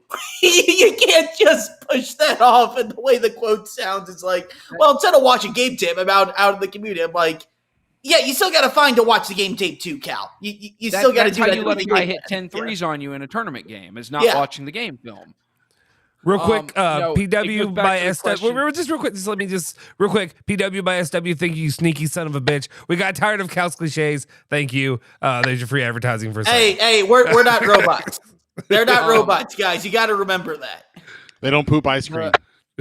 The question that was posed earlier was about, with knowing that we're going to end up with Mark Pope, we want Cal back. To Jason's point, one of the biggest reasons why I would say no is the fact that he was looking for a fucking job in February. You have arguably the best roster of talent in the country, and you're fucking looking for another job a month before the tournament instead of getting your team ready for the tournament. Like, that is the ultimate level of checkout for me, and that is dereliction of duty. That is completely quitting on not just the fans, not just the program, but your players. That instead of getting them prepared for what your job is, you're trying to find a way out a month before the tournament, which explains why they look like shit in the tournament and why they look like shit down the stretch. And he's nickel and diming me the hell out of me. Cal called Arkansas blue blood. Yes. This guy, he's doing it. It's savvy. Good job. Just because UConn is now at the table, it doesn't mean anybody gets to come in. Okay. Arkansas is not in. Okay, Arkansas, UConn busted in the door. Okay, they're in there. Arkansas's not. All right, and if we really want to argue about it, then Indiana's got to leave. Well, Indiana's not a blue blood. No apologies. They're not a blue blood. Louisville's not a blue blood either. I mean, I just put UConn in the blue blood tier. I think there's 5 blue bloods. Kentucky, Carolina, Kansas, Duke, UConn. Shut him the fuck up. Let's get him out of here. Where is he? Give me a second. Are you a 1 in 1 out? Can there be 6, or you have 5? And get this fucking guy out of here. It's like being a Highlander. It's like being a Highlander. You can only be a blue blood by killing another blue blood. No. You can add or subtract. Like I had 4 before they won the title Monday night, and I added them to be a 5th. You can add chairs to the table. You can take away the data can change. Exactly. Like Indiana's done jack shit for 30 years. They're not a blue blood anymore. They were at one point. They're not now. I've got more than 5. I actually have as many blue bloods as it takes to get to Missouri. So 7, 20. Missouri. So it's a little more than 5. N plus 1. So my take's been a little bit different because, I think we go back to 2012, 2013 when Louisville won the title. I kind of felt like, okay, now you're in blue blood because at that time there were a lot of teams. Kansas was at 3. There's a lot of teams that were at that level. In the last 10 years, Duke did North Carolina and Duke? Anyway, the few of them, Carolina won a couple. Those teams did. So that gap started to grow. All the other ones. And my kind of opinion is at that point was just like, once you get in, you're in. Shut your mouth. You're in. No. I just felt, but are we gonna do that with? I don't know. I guess Indiana's been to the past. Did you just interrupt yourself? Since 1993. Me or him? Soforo, did you just interrupt yourself? I guess I did. You kind of did. I guess you realized this is not right. And you I don't know that I don't think it's right. I just that's how I viewed it before. It was just they're in like UCLA. Okay, well, if we're talking about anybody, then UCLA should be fucking out. Okay, Even you though know they what? have They are. They have are them out. in there. They are. Welcome. But they If are I like they agree are now. as a. I mean, I guess as a I concept don't because need you don't think of UCLA in them, there. but okay, that's fine. Okay, UCLA's won I one know- title since no, they- 1975, No, I was and gonna- it came if you add And that 30 years title ago. came because they had a buzzer beater end-to-end layup in the first can't do round, that. or they would have gotten Can't do that. knocked They all out. have one. Jason, They all have one of those. Jason, that was the second round, and fuck you for bringing that up. But let me compare to this. I'm not invited. I'm not invited over anymore. Am I? Let me compare to this though, because we don't have any Sorry, emotional Jason. ties on the football side of it. Penn State is an all-time great program. They're elite. They had Joe Paterno, and we can leave all the scandal stuff out of it there. But they had Joe Paterno. They won national titles. Yeah, Sandusky. Wait, all that what stuff. happened? What happened with Joe Paterno? I'm talking about Jeffrey Epstein, the financier. Have you seen that? Yes, I love that. Yeah, the code. That's so good. That's what But Penn State's an all-time great program. They're elite. They aren't Ohio State. They aren't Michigan. They aren't Alabama. They aren't Notre Dame. You can be an all-time great elite program, but you're still not that top of the top of the sport. And I think there is a barrier between those two levels. And that's where I think like a Louisville, Kentucky, or not Kentucky, a Louisville and Indiana and like a Villanova are on that next tier level of that, to where, yes, they're really, really great elite top 6, 7, 8, 9 programs. But as much as Louisville fans hate to say it, as much as a kid that grew up a Louisville fan and went to Indiana hates to say it, they're not Kentucky. They're not Carolina. They're not Kansas. They're not Duke. I wasn't They're prepared not UConn. and that was the hatred. Can't you up the I love John Calipari? It's in there. Where is it? Yeah. I love John Calipari. There it is. It's not communism. There's a few of those in there. You're going to miss some of those, Jason. Come on. Hey, I did like that. It's very famously known now that a big problem for Cal was being on the wrong side of the crafts, and I loved that he went right to that podium and was like, "I love the people of Kentucky, and I love the governor." The only person he mentioned by name. Oh, he hates them people, man. That's why it's like, hey, Bruce Pearl might have been a good fit. Yeah, he would have brought the would've been charisma. great. Yeah, yep. Yeah. I mean, from that standpoint, I mean, I know we don't, like to go down that road, but it was part of it. I mean, if going down that road is why the money dried up, then going down that road is also why the money might open back up. Then, Does he coach with the MAGA hat on, or do you think he takes it off, at least during? Pearl has a MAGA tattoo. It's painted on his chest. He's got MAGA boxers on. I would believe that he would have the horned get up and everything. I can see him wearing till that. Calipari has to meet Sarah Huckabee Sanders, though. That's the governor where he is now. Good luck with that. Is that John Fanta's son? Is that him here with us? I've long thought that with Jack. All I'm going to say is Jack looks like he's half the man he used to be, and I'm proud of him. So I'm proud Thank of you. you, Jack. I'm Thank proud of you, you. dude. Yeah. Vitality, health, and wellness. They did phenomenal things. Do you look more like John Fanta than you do like your own dad or mom, or do you? Yes. Is there a? Where was your mom? it's not even close. Where was your mother 20 however many years ago? I just want to know. Fanta's too young for that. He's only a couple of years. I like that older you've than done the me. math. That was good. Yeah, I did the math. It's not him. Where did he live? So this is funny. There was a couple of years ago, my uncle sent my dad a photo of Fanta doing a college basketball game, and he thought that it was me. And he asked, "How did Jack get this game with Fox Sports?" And my dad's sitting with me at a baseball game, and he turns to me and goes, "You didn't tell me you did this." I'm just wondering if they both bought it, and I had to explain to them that it wasn't me. Your dad doesn't know his own son. I also want to know. Actually, better question. Who I need to look up. I'm a PI. I need to look it up. Where is John Fanta's father? I need to find his dad, who he is, and that's the man I need to track down. I looked it up right here, Mr. Fanta. If he looks like the purple Fanta. If he looks like Ethan Grossman, I won't be surprised. Him and Jack got switched at birth. The two of them got switched at birth, apparently. I'm looking at the comment. Ethan's the only legitimate one. Do we think maybe that Jack and Fanta are like brothers, but their parents got divorced and then separated, and then they went their separate ways, and now maybe Jack and John Fanta can parent trap these people? It feels like that's the scenario. Like every time you know, have you met? Did you meet John at a summer camp or anything, Jack? No, I back in the producing days, I had him on. I had him on Sweeney's show a few times. I'm overdue to get him on the podcast just so we can get the visual. Which, by the way, since there's 4,500 people listening, Floyd Street's finest talking Louisville basketball, part of the Field 68 podcast network. Got to do the shameless plug, right? But yeah, no, I'm overdue to get him on the podcast just so that we can have the visual. We can laugh about that for 12 minutes instead of actually accomplishing stuff.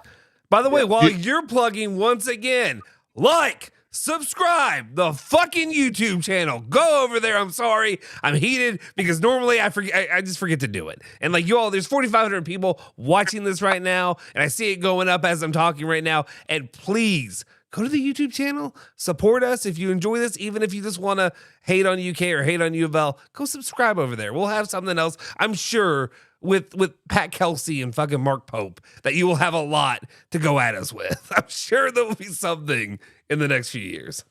Now, will Mark Pope give us any rivalry, anything? Like, do you think we could get him to do like a riff on Pat Kelsey's "That's God's House" joke? Something like that. Nope. No. Well, I mean, he already had a press conference at the end of his press conference. He already talked about how the L's down shirt, or not the L's down. Sorry, the horns down. The horns down shirt. Like I'm so against that. I apologize. That's not how we are. No, Soforo, don't applaud that. I'm not. I'm so glad you guys hired a dork. I think it's the only time I was really disappointed in Mark Pope in that, because man. Once you come out and you're pissed off about the horns down, I think it's only right that every single fan base has horns down everywhere.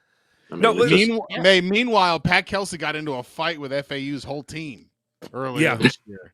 Yeah. So we're not doing this man. And now we're losing recruits. No, I'm not clapping because he won't do L's down. I'm doing it because he takes it away from UK fans. Like he's going to stop his players from doing it. He's going to be Scott Satterfield, complaining if guys do that. He's going to be like, what's this about? What's that about?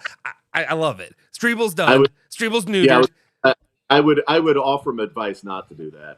I would offer him advice not to tell the fans not to do the L's down or whatever. Just, All right. How about if he lets them do the L's down, but agrees we'll only beat Louisville by 1. How about that? How about that? Welcome to Kentucky. Wait, what's the other one? He's hungry. Oh, that's my favorite one. He's hungry. Where's the one of Payne talking about how could you ever expect me to compete with Kentucky with all the talent there? Oh, that's not on my pre-registered things, but I should have put that in there. That's There's really good. Yeah. He's hungry. What about he tricked me?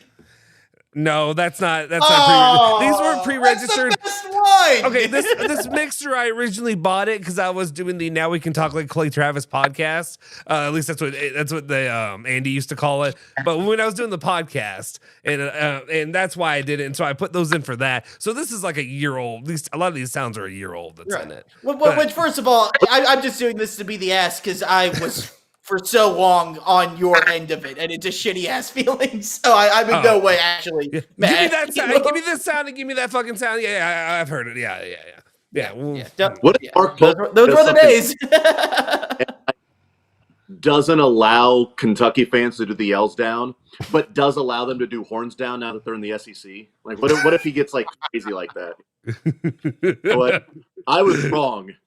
Horns down all day. L's down were better than that. I feel like the opposite's more likely because he's already come out against horns down, but maybe he realizes I can't come out against L's down. Like I gotta win more of the fan base. I do have this though. Wait, it's not gonna play. Damn it! Come on. Never mind. Do it. Well, I'm trying. It's just I can't get it up. I can't get it up. Just give me a sec. Just let me work on it. You imagine how weird it's gonna be when Cal's like walking down the hall, and he just quickly turns and then bam. Oh, that's pretty good. Bobby fucking Petrino. Worth for me. Yeah! Nobody can do my job but me. I'm a media member. I get to go in the locker room and ask coaches questions. I get free food and free tickets and free parking, and I'll be damned if a kid asks a question in a press conference and makes a whole mockery of the damn thing. Okay, I'll stop it for now. I appreciate you being here, but it makes everybody so happy. I need the white women sounder. I've heard that 500 times, and every time when he says, "I'm a media member," God, it's so good. I'm done, man. It's so perfect. I mean, it was that good? Like when you were doing it, were you like, "I'm killing this"? No, I was just so fucking annoyed at this white dude. Women. How dare them ask for white women that can do different tricks? The hell do you think you are?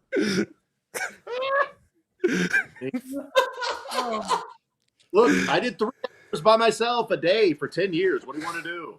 No? It's in the send off I did for Andy, the best of mixtape. It worked out that I've been listening for so long.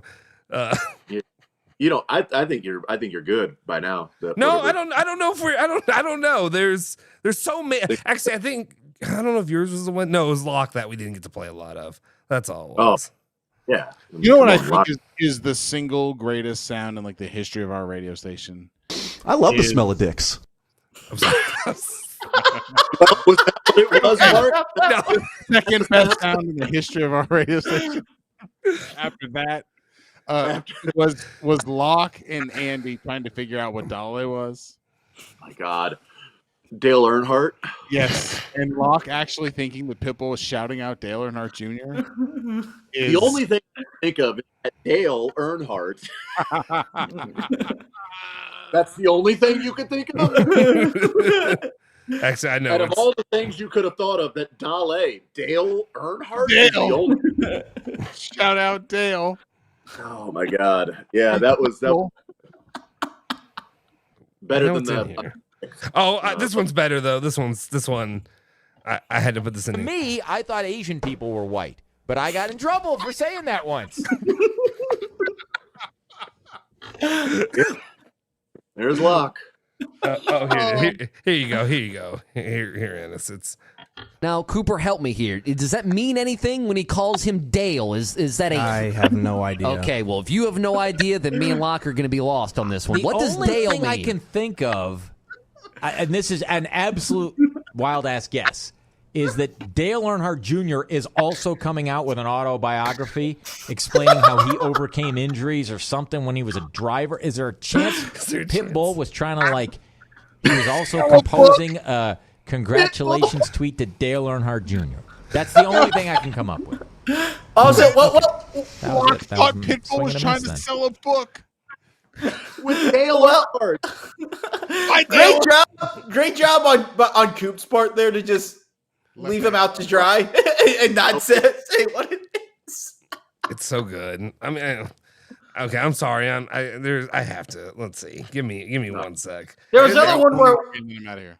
Yeah, Coop at one point confused O.J. Simpson with O.J. Mayo. But a lot of people felt like VJ King should be out of the game.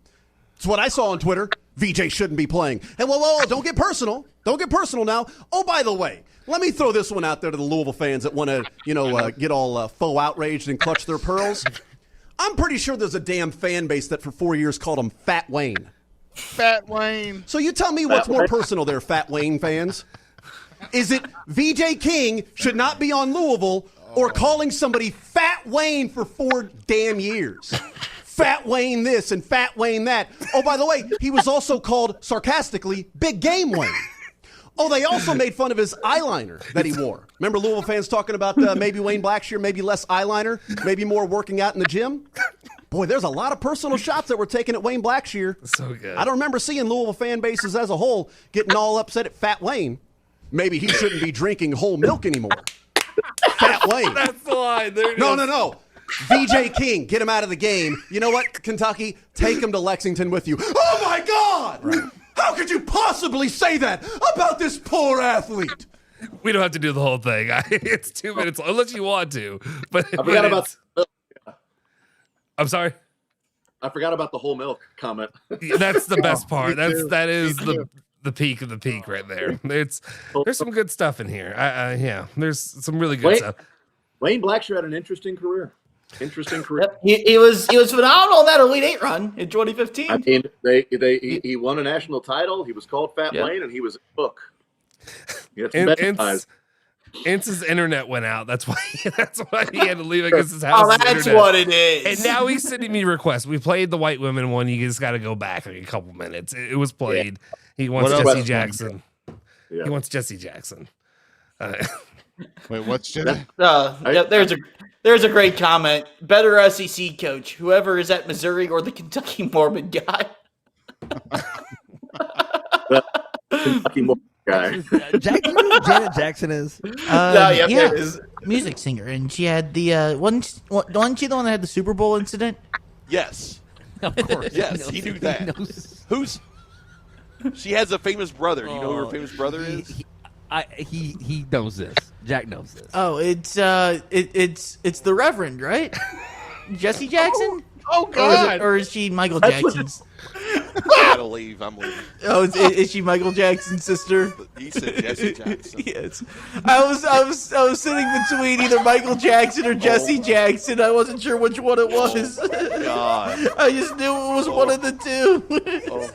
Oh my God. That's so it is brutal, Michael Jackson. Could you imagine like what would have to happen in your life to where you'd be going back and forth between is it Michael Jackson or Jesse Jackson? Like where else would that ever work? That those are the two options. It'd be a Jackson. It'd be drafting famous Jacksons in your fantasy league. That's it. Like, oh, Jesse. Oh shit! I don't know. I've got 6 here up, so I'm not sure. As my memory holds serve, this is not an excuse, but I do believe that I'd worked Diener's show and Andy's show 4 days in a row when I was asked that question. But I'm still not sure that you would have got it right, even if you. I have not put myself in a point to where I deserve that benefit of doubt, so I'm not going to argue you there. Well, the Missouri coach does have a NCAA tournament win, so just if that matters. Who wins an SEC game first? Because they won the same amount of them last year. Great question, but 2 years ago he did win some. So yes, but who wins an SEC game next? Right. I'll go with the Mormon. I'll go with Mark Pope. I honestly think that lose 18 of them, so I'm just going by the numbers here. 19, including the tournament game. Mm-hmm. Why you got to bring up old shit, Jack? What was the one that Ennis always who was the football coach that you always brought up compared to Bobby Vitrino at Missouri? Who was it? Why am I forgetting his name? Barry Odom. Barry Odom. It was Odom and Satterfield. Yeah. Oh, it was Satterfield? Oh, okay. I forgot we got that far into it. Yeah. Now they're the coaches at UNLV in Cincinnati or whatever. And I'm right. So I won because Barry Odom. I don't give a shit. Right. No. When Satterfield left, I was like, Jason's right. I don't care. That's fine. And then Missouri hired the better Appalachian State coach. The only good one. Yeah. You're not wrong. Yeah. Somehow that's worked out. I mean, that's awesome. So that's good. So, All right, guys, I got to go. Yep. Let's go ahead and just wrap it up. Yeah, let's go ahead and just shut it all down because it's been a long night. I appreciate it. Thank you so much, everybody who tuned in, everybody who joined us today. Jason N's trying to join us again. Sure, that's fine, N's. Let's go ahead and just put you right here. Let's just, while we're shutting it down, there's Jason N's taking Jason Anderson's spot. I blame Locke. He knew we were playing sound, and so he killed my internet connection. Oh, okay. Well, it happens. But anyway, I'm going to play a little something to close us out. Jason, he probably won't even hear it, but I'm going to put it on there. But anyway, thank you, everybody, for tuning in. If you haven't already, please go to the YouTube channel, hit the subscribe button, hit the like for this video, all this stuff. Wherever you are, if you're watching it on Twitter, like the thing that it's on. Just do that. It helps to support us, helps this thing to grow, and that we can continue to bring you content, extra coverage of different things like this via this way. Anyway, just thank you for doing that. Go to YouTube, all that good stuff. You can follow me at Justin Soforo. You can follow him is it just at Jack Grossman? At Jack Grossman 97. 97, of course. At Jason UK 17, or yeah, and at Mark Ennis. So do all that right now. Of course, you can follow ESPN Louisville, everything else, ESPN 680, all that stuff, Facebook, Twitter, YouTube, all that good stuff. Otherwise, let's go ahead and close this out with one of my favorite little sounders, and we'll see you guys next time. My wife is a big craft beer fan. I, being the teetotaler, do not drink, so I don't partake, and my friends always make fun of me because my wife's perfect Saturday would be just bouncing around bars trying different craft beers. Me, not a drinker, my perfect Saturday is sitting on the couch watching sports. Is that a college fraternity party? No, not at all. Okay. The exact opposite. Well, maybe I won't go anymore. I don't know. That's what I'm used to back in the day. As a non-drinker, I was people watching in the fraternity house. Because I don't drink, if I were to, like if I'm out there and I'm like, you know what, honey, let me taste something to see what this is all about. What would be a good introductory beer? I don't know what stout means. Again, I'm so ignorant with this stuff. My wife would laugh at me and make fun of me, like most people listening are.